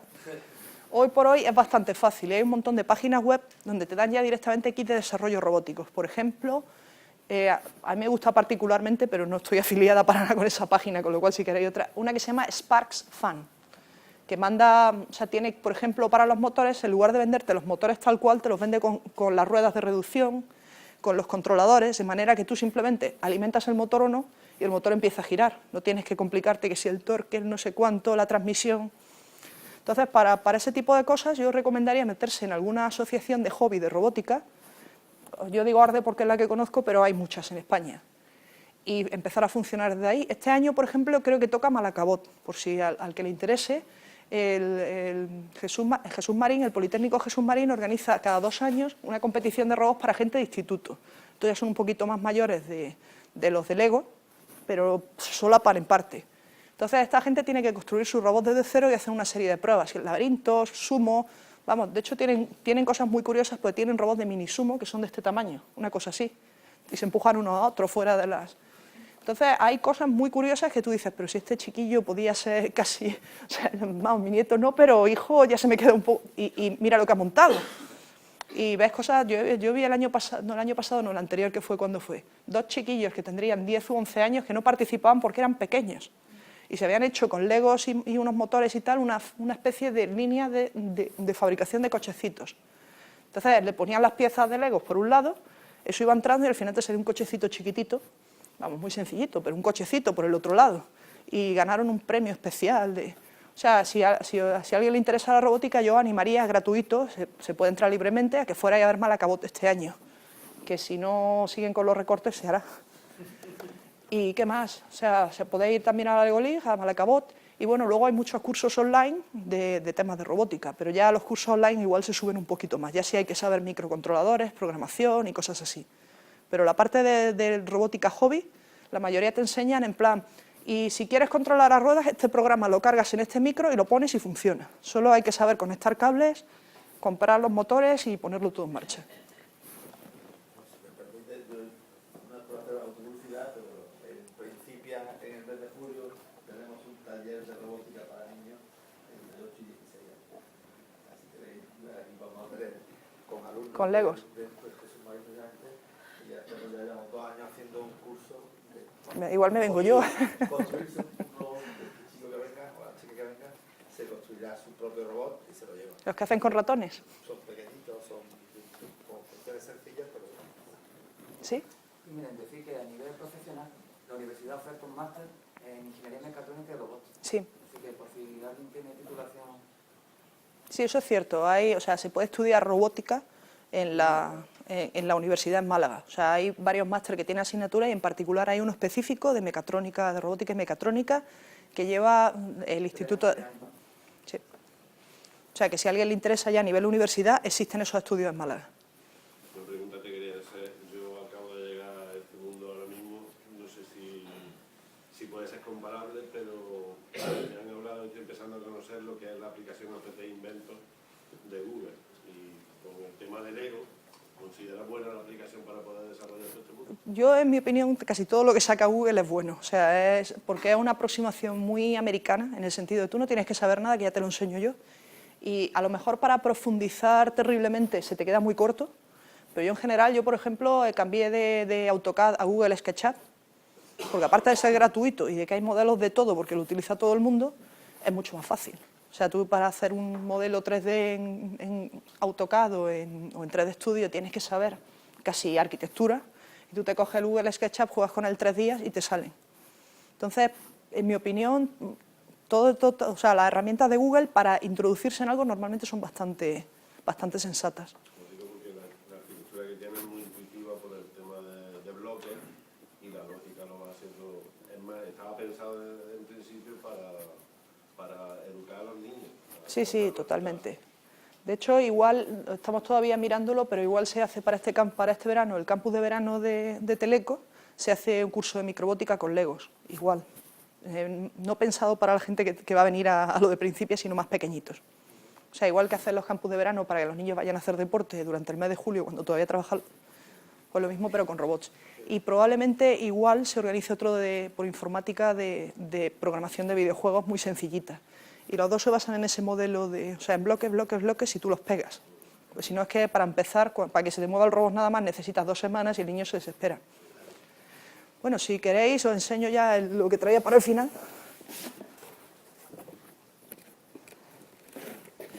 Me he traído este robot, que es el que usamos para las demostraciones. Tardará un poco en despertarse, pues lleva dormido un buen rato.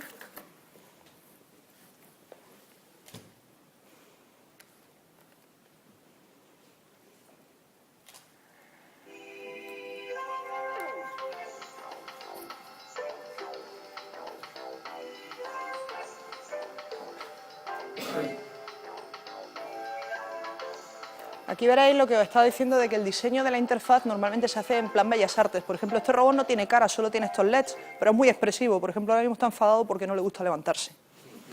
Cuando se ponga contento veréis que cambia la forma de los ojos. Y aunque es un robot de perro, no intenta parecerse exactamente a un perro, se ve perfectamente que es un robot. Tiene varios sensores en la cabeza, ¿veis? En el lomo, por aquí.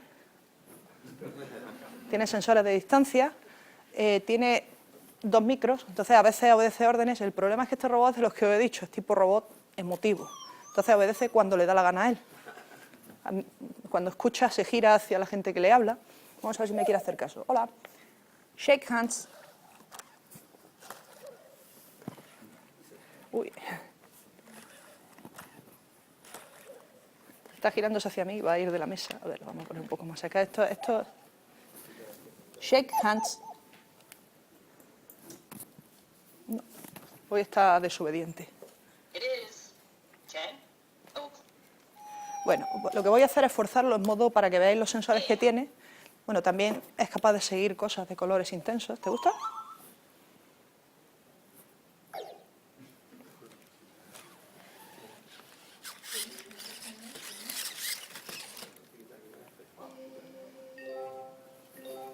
Le voy a sacar una foto a la pelota.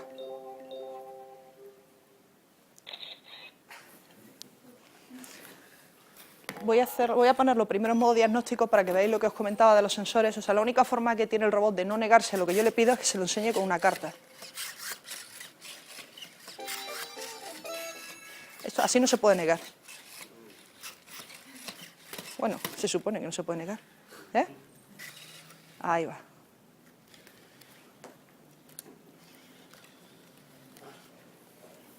Hypomine 3, Clinic Mode. Ahora, Touch the following colors on my back sensor. For condition of motion, touch blue. To check sensors, touch orange. vale, les vamos a probar los sensores para que veáis en parte los sensores que tiene. Entonces, I'm now going to check my sensors. lo primero que vas a notar es los de las patitas. Para poder tener equilibrio necesita tener sensores de... Se estira. Necesita tener sensores de presión en todas las patitas para saber dónde está apoyando el peso. Paw sensors. Entonces ahora, para probar que funciona, quiere que toque cada uno de ellos en orden. Un poco más para acá. Please touch the paw. Please touch the paw. Please touch the... Estos son quizás son los más vistosos, pero ahora veréis que tiene muchos más sensores, aparte de acelerómetros por dentro para saber cómo está de inclinado y demás. Te deja probar unos cuantos nada más. Chin sensor. Ahora vamos a probar el de la barbilla. Please touch my chin sensor. Head sensor. Ahora el de la cabeza. Please touch my head sensor. Back sensor. Los de la espalda. Please touch the illuminated... Please... Y ahora vamos a probar los de distancia. Aparte tiene una cámara, pero vamos a probar los de distancia, que son los que le permiten saber cómo de cerca está la pelota y cosas así. Sí, con la cámara difícil. Sensor. Tiene 2. Tiene uno aquí y otro aquí. Place your hand in front of my nose and move it forwards and backwards. Entonces lo que vamos a hacer ahora es, tiene o sea, lo que hace es emitir una onda y en función del tiempo de vuelta sabe lo cerca o lo lejos que está. Please touch my head sensor. Entonces, ahora mismo está emitiendo ese sonido. En función de cómo de cerca esté lo que tiene delante va a cambiar el sonido.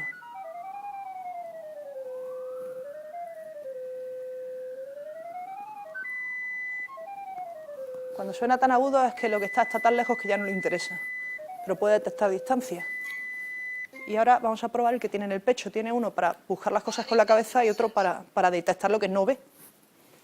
Place your hand in front of my chest and move it forwards and backwards. You will notice that the sound changes. This confirms that the distance sensor is working. When you are finished, please touch my head sensor. ¿Ves? Ahora este no funciona, pero este sí. Este tiene menos distancia de...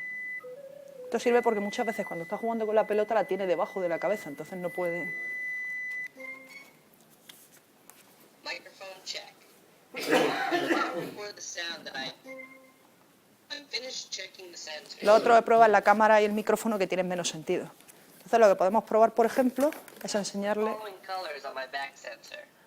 For condition of motion, touch blue. To check sensors, touch orange. Yep. For recognition check, touch red. Check completed. Para que salga del modo de prueba. El modo de prueba ahí con las cartas es con lo único con lo que me tiene que obedecer sí o sí, cosa que no le gusta. Con las tarjetas. Con el resto puede decidir, es un robot emotivo, él aprende y hace lo que le da la gana, básicamente.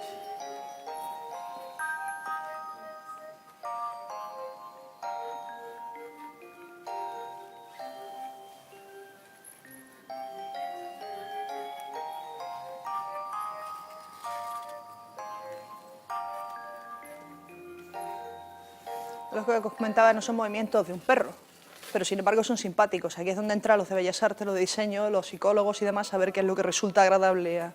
Entonces, a ver si ahora me quiere hacer caso. Shake hands. Que hemos cambiado la memoria hace poco y no hace mucho caso. Espera, ven. Vamos a ponerte...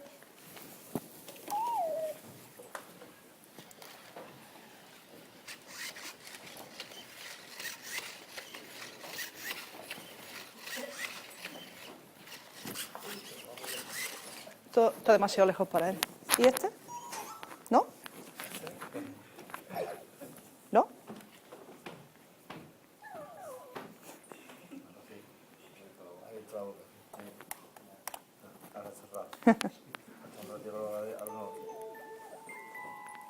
No le ha gustado la broma. Estaba esperando que le diera el hueso. It is 10:06. Está diciendo que es hora de tomarse un aperitivo. Es que está en inglés porque la otra opción es japonés, que es un poquito más. Toma, cógelo. Cógelo. Abre la boca. ¿Ya? ¿No?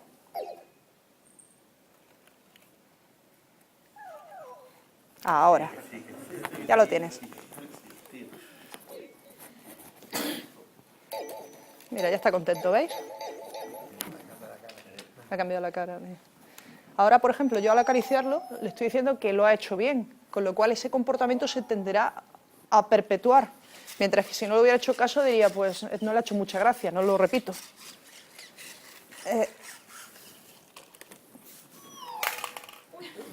Ahora suelta cuando quiere. Si alguien quiere probar a jugar con él, o sea, él... puedes coger también la pelota. Esto es lo que le suele pasar a este perro, que es el que normalmente traemos para las demostraciones.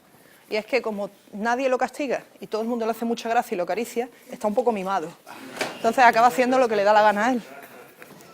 Por eso tenemos que traernos siempre, esto si se lo decimos en inglés, en teoría lo obedece. Pero eso es en teoría, pero como él está acostumbrado a que haga lo que haga, a todo el mundo le encanta, pues no suele hacer caso. Si quiere, o sea, se lo enseñas. Este es de Sony. Sí. Este en particular tiene 6 años o 7, pero llevan haciendo modelos de estos hace 15 años o tal. Si quieres obligarlo a que haga algo sí o sí, puedes enseñarle tarjetas, por ejemplo esas, para que se siente. Tiene que verlo con la cámara que está ahí. Y la evolución que está haciendo Esa la he ahora visto con los robots, digamos, sociales, eso...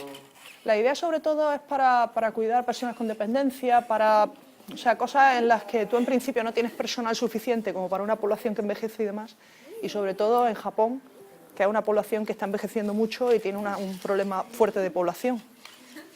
Entonces la idea es que la gente los acepte como parte de la casa. No que lo tengas allí como tienes la rumba, que está ahí, la pones, barre y la guardas y ya está, ¿no? Entonces todo el esfuerzo ahí sobre todo están probados de todo, de antropométricos y tal y cual hasta robots. Pero la idea era esto, era un robot de compañía o una cosa así. Y en eso es lo que está. Lo que pasa, bueno, ahora le han metido mucha caña a la robótica de rescate después de lo de la Fukushima. A ver, te voy a enseñar, por ejemplo... ¿Qué más puede hacer? Pues tiene varias, a ver, una que sea graciosa. Mira, esta es la de baile. Si le enseñas esa, hace un baile. Espera un poquito más lejos y delante de la cara. La cámara es esa. Ahí va, ya la he visto. Estas son las tarjetas que utiliza. El baile cambia de una vez a otra.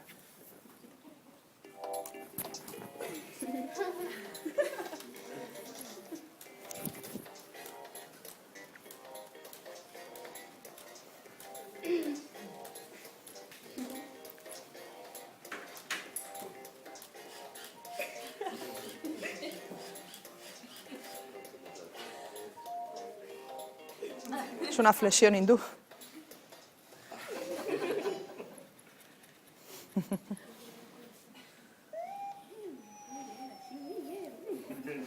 Tiene también, cuando se ve bajo de batería, la zona donde él recarga, tiene un poste de colores y normalmente la tiene uno enchufado a la red. Entonces, cuando él se ve bajo de batería, se va allí, se sienta un rato y ya luego vuelve. Sí, básicamente es la idea.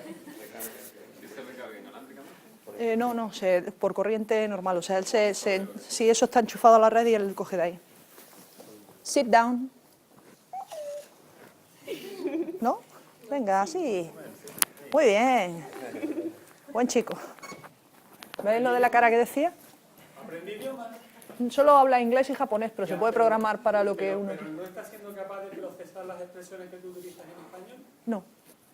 Yo para eso tendría que reprogramar la parte de dentro y enseñarlo a aprender. Por ejemplo, sí reconoce mi voz, porque está acostumbrado a... O sea, bueno, mi voz. Si alguien tuviera voz parecida a mí, lo reconocería como yo. Pero no habéis visto que me mira mucho porque mi voz sí la conoce. Enséñale la pelota, a ver si la sigue. Toma.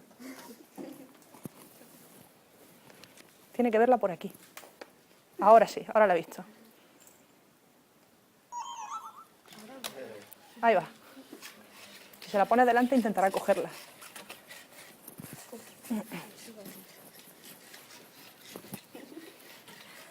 Él, por ejemplo, la pelota la sigue porque es rosa. Si yo quisiera que siguiera una pelota verde, tendría que cambiar el programa de dentro.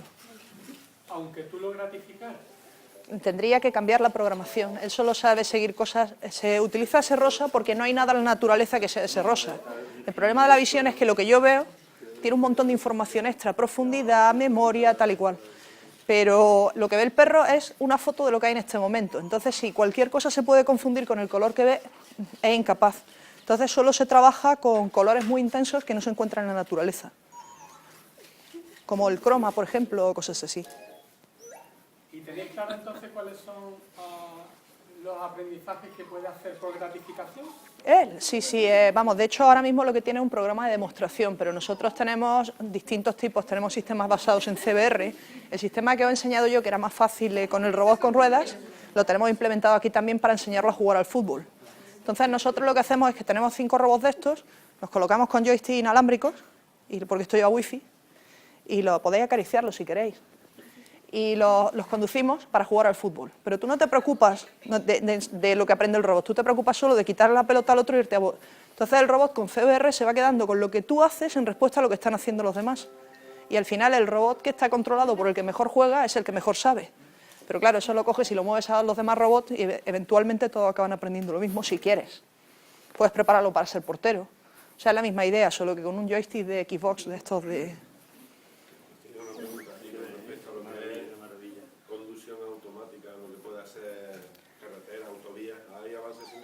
Muchísimos. De hecho, hay una competición que es me parece que es trans Estados Unidos, de costa este a costa oeste, donde hay coches, hay uno de Carnegie Mellon que ya ha hecho ese recorrido varias veces.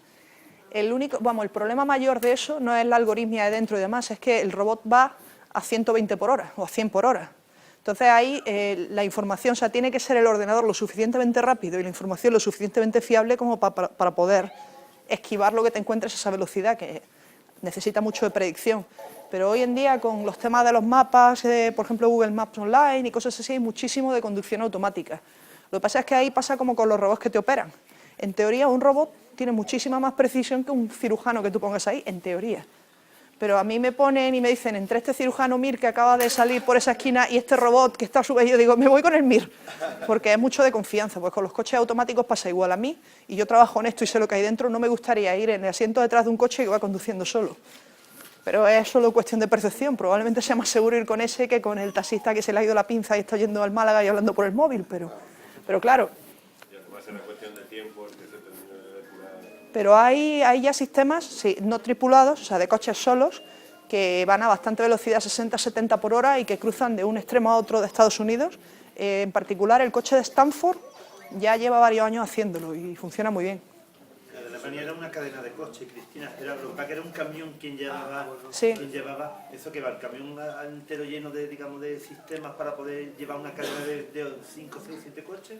Hombre, no creo que lleve tanto, yo creo que será el mismo y lo van... Era un trailer que va siempre en cabeza, Cristina, se veía. Será más que nada por si se averían, porque yo me imagino que si no, no cambian el coche. O sea, si no, no ganaría el premio. El premio se supone que tiene que ser el coche solo, sin cambiarlo en ningún caso.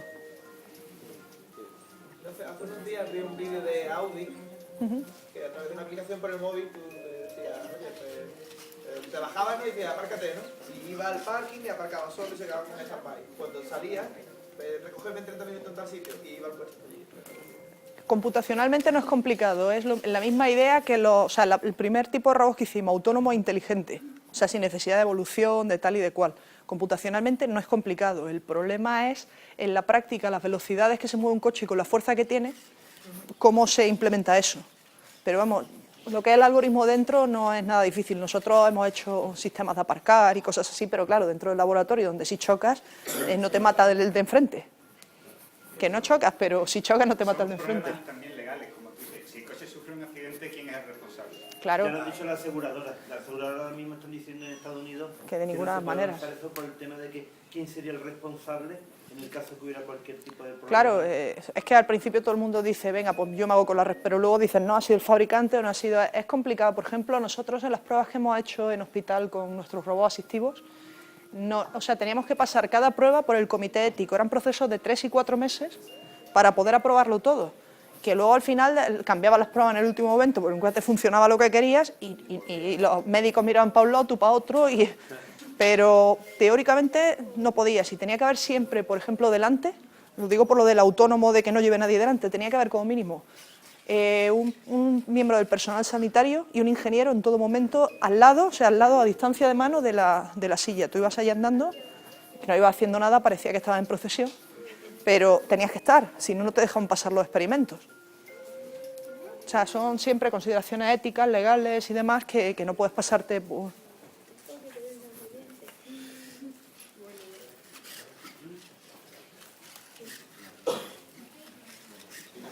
Entonces, lo de la conducción, yo sí he oído que hay coches ya que te ayudan en caso de emergencia, por ejemplo, a frenar si hay un obstáculo. Como el ABS, de hecho. Sí que debería, pienso yo, casi de obligar ya a los fabricantes a incorporar esos sistemas, porque... Sí, lo que pasa es que necesita un determinado tipo de sensor, por ejemplo. Ahora ya se están haciendo más baratos, pero por ejemplo, hace 7 años, un sensor láser que funcionara en interiores, que en exteriores es más complicado, costaba en torno a los 7 u 8.000 euros. Entonces dime tú a mí, que tengo una Skoda, que necesito el mismo precio del coche en el láser porque me obliga el fabricante a tener, yo digo, pues me voy en bicicleta, chico, pero no, no sé, a lo mejor el que se compre un Mercedes le da igual, pero al que... Sí. Sí. Claro, lo que pasa es que ahí tiene una segunda fuente de accidentes. Por ejemplo, a mí se me cruza un gato por delante y el coche decide que el coche no sabe si es un gato o es un niño o es tal, y el coche frena en seco y el de atrás te lo comes con patata. ¿De quién es la culpa? A ver, yo normalmente, porque a mí se me ha cruzado alguna vez un gato, tengo exactamente la misma reacción, freno, pero todo el mundo te dice que no debe frenar, que debe de seguir, que de hecho es mejor hasta para el animal, porque si pasas por encima no le haces nada y si frenas te lo llevas, pero es un instinto natural. Pero si es mío es mi problema, pero si es el coche... Sería el algoritmo ya que decida si a partir de qué volumen es peligroso o... Claro, pero ya entra en unos criterios que ya empiezan a ser más heurísticos que... O sea, o tú di que detectas la pelota, pero no el niño que viene detrás.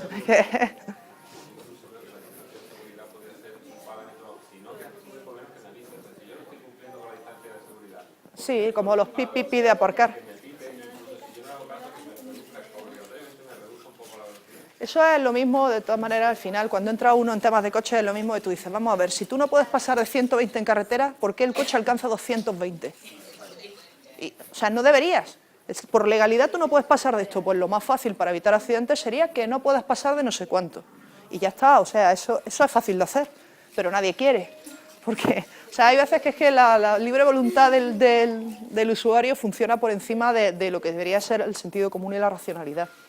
Y es más, hoy en día nosotros tenemos una aplicacioncita, por ejemplo, para móvil, que te calcula cómo de bien o de mal conduces. Y ya este año hemos llegado a hacerla predictiva, o sea, te bajas el mapa de Google Maps y no solo sabes cómo de mal conduces, sabes si vas a conducir mal ahí. Entonces, en principio tú puedes comunicarte con el coche a través de una interfaz que tiene el coche, que si levantas dónde están los cambios, aparece una interfaz de Buscan, creo que es, o Modbus, o sea, uno de las dos, que tú chutas ahí lo que sea y puedes hablar con el coche. Si yo soy capaz de detectar si lo hago mal, yo puedo hablar con el coche y decir no me hagas caso. Pero a ver quién es el que va a instalar el sistema en el coche, nadie. Y el fabricante no lo va a instalar, pues si lo instalas tú y los otros no van a comprar tu coche. O sea, es un problema más de percepción humana que de limitaciones mecánicas hoy por hoy. ¿Esta aplicación la tenéis al público o solamente? Creo que sirve, es que la que tenemos ahora mismo activa funciona para el Nokia N95. Estamos migrándola ahora a Android. Y el ADN 95 se puede descargar gratuitamente, pero vamos, yo creo que el que tenga un N95 es para pegarle una paliza. Entonces, eventualmente saldrá para Android.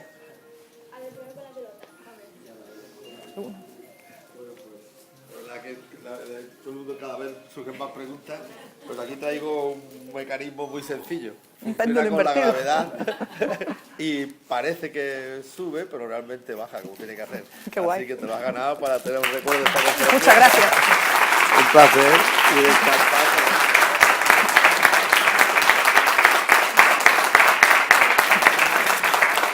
Rodillo antigravitatorio. Que siempre impresiona. Es como los líquidos de colores. Muy bien. Pues muchísimas gracias. Muchas gracias a todos por venir.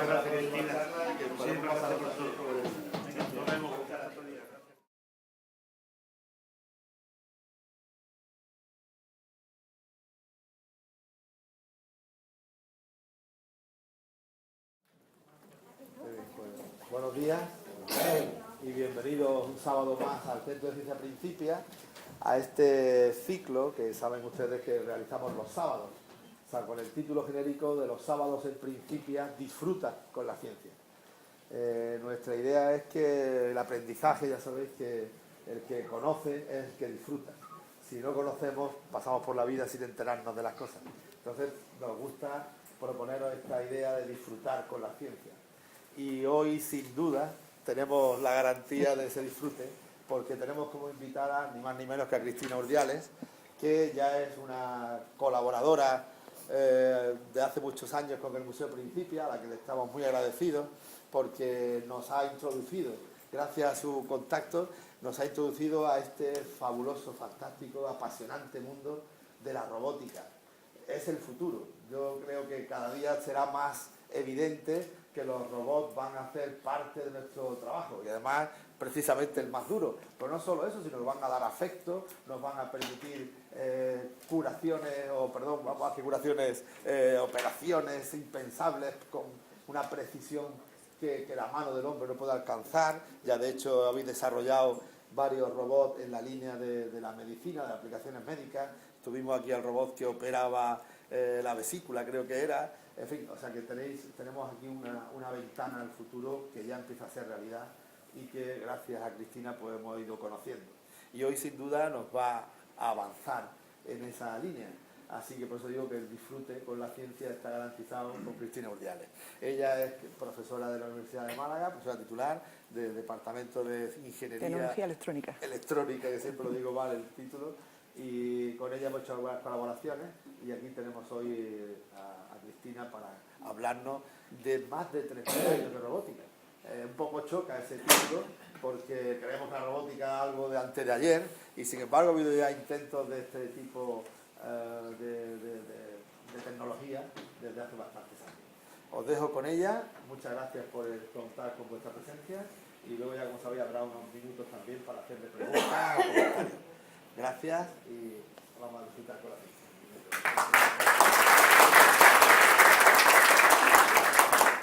Bueno, pues muchas gracias por invitarme, ya sabéis que a mí me encanta venir y siempre que me decís de venir me apunto. Y sobre todo gracias a vosotros, el público, por venir aquí, además sin que os obligue nadie, que es una cosa que no estamos acostumbrados en la universidad. Yo a cambio prometo no ponernos nota luego.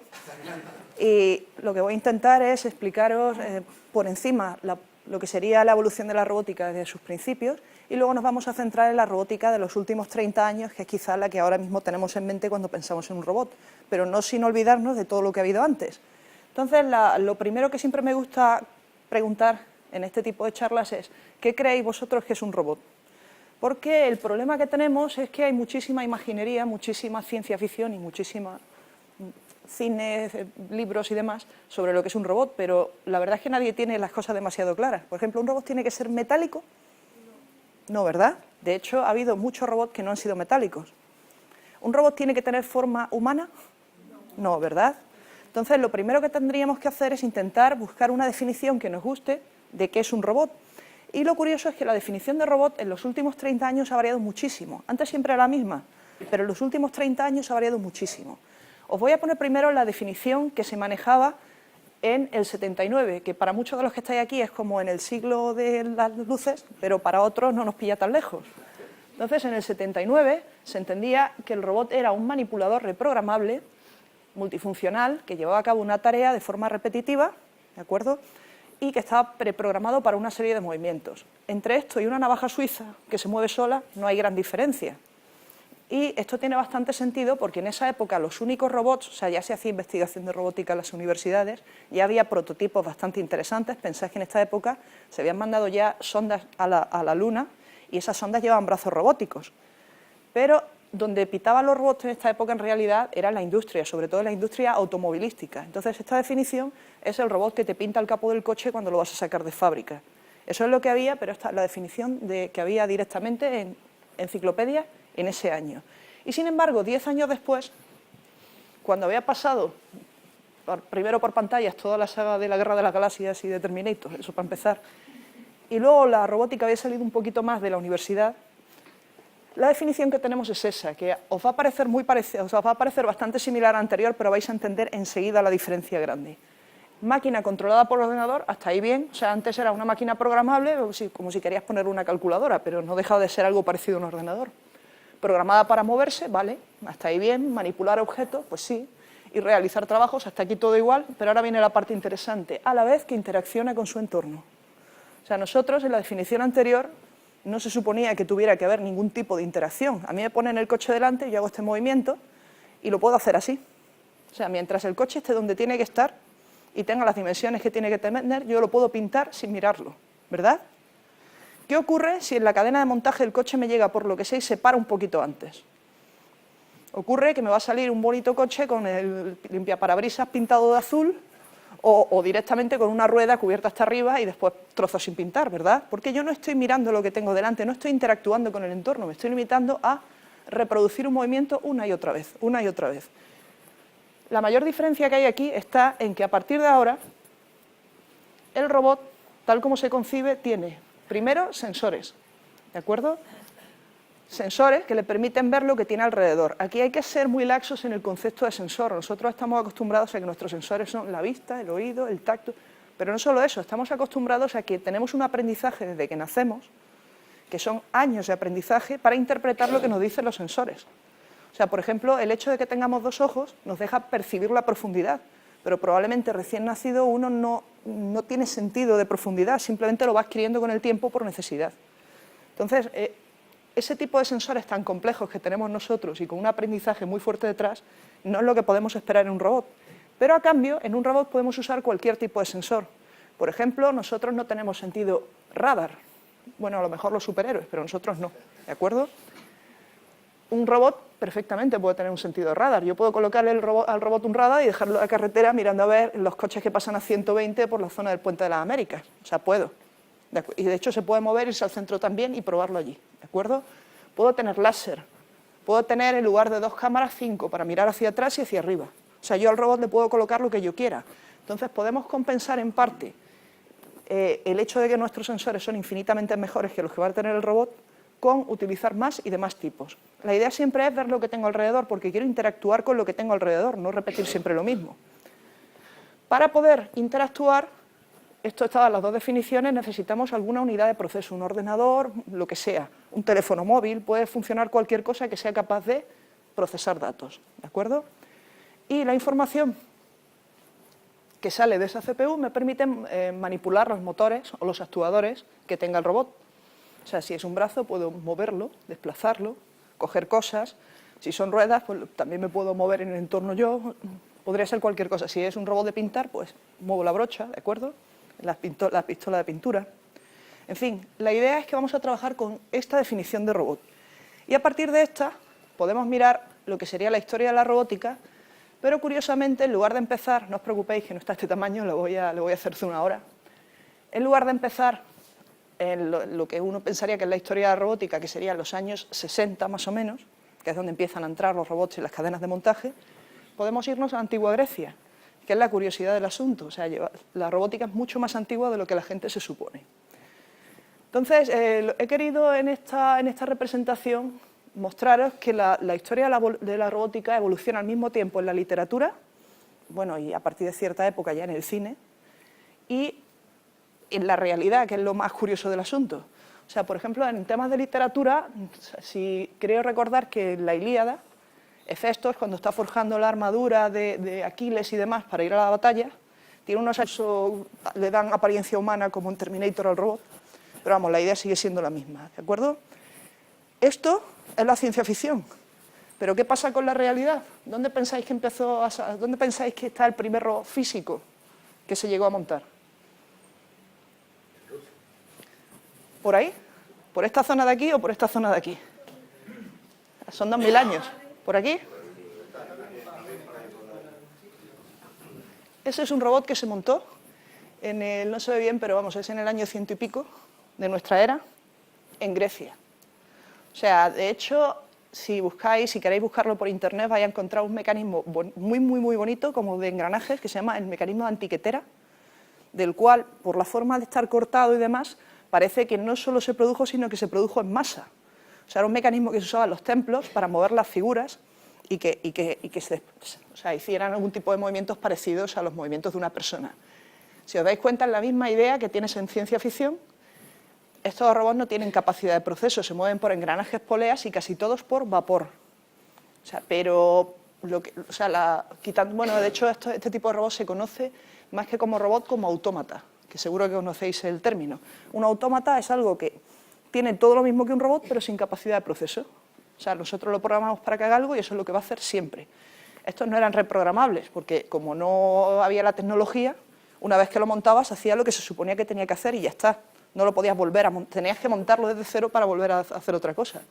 Pero había cosas complicadas. Por ejemplo, está el teatro de Herón, que son no sé cuántas figuras, pero vamos, decenas de figuras moviéndose todas a la vez. Esto se solía utilizar en los templos de los dioses y aparte en las obras de teatro. O sea, montaban cosas bastante complicadas con poleas y demás en las obras de teatro. Y esto era ya funcional en la antigua Grecia. Bueno, ya no tan antigua porque es nuestra era, pero en la antigua Grecia, ¿vale? Si nos movemos a la época aproximada donde salía el caballo de Simbad, resulta que también en la cultura árabe es la fuente de Al-Yacer, ¿de acuerdo? Al-Yacer. En la cultura árabe también tienen robots, pero estos robots quizá incluso es más interesante que el de antes porque tiene un concepto nuevo, el concepto de sensor, que curiosamente en la robótica moderna no se incorpora hasta esa segunda definición que os he dado de los 90. Ya se utilizaba, no penséis que porque no estaba la definición no se usaba, pero no se incorpora oficialmente. Esta fuente del pavo real que se llegó a hacer, hay fotos de los prototipos y demás, de los prototipos que se han encontrado, se entiende.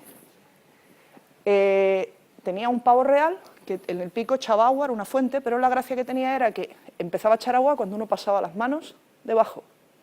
¿A qué os suena eso? Los que somos más mayores, ¿cuándo hemos empezado a ver ese tipo de agua? Porque ahora mismo todos los niños entran en el cine, hacen así, ya tienen el agua, ¿no les parece raro? Pero esto, que es del año 1300, nosotros lo hemos empezado a incorporar ahora. Ayudantes que son robots, o sea, son ayudantes metálicos, pero son robots como los robots que pensamos hoy en día, como C3PO, o sea, un robot que se mueve, habla, son como personas, pero metálicas, que ha hecho él. Entonces, la idea de los robots antropomórficos, y es normal que sean antropomórficos, porque en la antigua Grecia, como era todo, antropomórfico. Si no tenía forma humana, no valías nada, o sea que... Entonces, en la antigua Grecia ya estaba la idea del robot está en la literatura de la época. Entonces, estamos hablando de 300 años antes de Cristo, no es poca cosa. Y en la literatura sigue habiendo esa idea de robótica, por ejemplo, en Las mil y una noches, Simba lleva un caballo metálico que se porta como un caballo. O sea, si os dais cuenta, aquí la idea de robot es muy generosa, porque como no existe la idea de unidad de proceso, no hay nadie que tenga que programar el robot y dice, bueno, pues ya que va a hacer algo, que lo haga todo, que sea como un caballo y se acabó. Claro, una vez que uno tiene que decir, sí, pero es que lo tengo que programar yo, dice, bueno, pues que se mueva de aquí a aquí y ya está. Con eso nos damos por satisfechos, ¿de acuerdo? Pero esto es literatura y podemos pensar que los robots son exactamente igual que personas. Estos son metálicos, estos no, estos son de madera. Y tampoco es curioso que lo que es la literatura de esta época, que es sobre todo el mundo árabe, sean animales en vez de personas, porque no se representan personas, ¿verdad? A partir de aquí hay una época en que hay ideas de robots y tal y cual, pero prácticamente no tienen presencia en literatura, hasta prácticamente principios de siglo. O sea, en principios de siglo, ¿qué ocurre? Quizá el primerito sería el golem. No sé si a alguien le suena la leyenda del golem, un hombre hecho de arcilla, para los que sois más jóvenes y probablemente no, al cual se le levanta la cabeza, se mete dentro un trocito de papel, que es la palabra sagrada Shem, y ¿qué es lo que quieres que haga? O sea, un robot, lo estás programando incluso. Lo tapas y el golem se va a hacer lo que se supone que querías que hiciera, pero igual que todos los robots acaba haciendo otra cosa totalmente distinta, con lo cual la historia se transforma en una cosa de terror en vez de ciencia ficción, pero bueno. La idea estaba ahí y de hecho estaba la idea de que los robots, por mucho que los programes, se acaban haciendo de las suyas y ya está. Y el siguiente hito, que es ese robot que veis ahí, es donde por primera vez se utiliza el término robot, que viene del checo, de la palabra robota, que significa trabajo pesado. O sea, es el trabajo que tú tendrías, por ejemplo, en galeras a la gente haciendo. Entonces, en este caso, los robots son de arcilla, igual que el golem, y esto va, bueno, en la época, estamos hablando del 1900 temprano, o sea, del 15, 20, en esta época, en la zona soviética, o sea, en la zona bajo influencia soviética, era todo revolución de clases. Entonces, tanto este robot, el RUR son las iniciales de Rosun Universal Robot. Era una obra de teatro de un checo que se llama Karl Čapek. Y esa idea se prorroga en la que sí que os sonará probablemente, que es la película Metrópolis, donde pasa lo mismo. O sea, los robots, en este incluso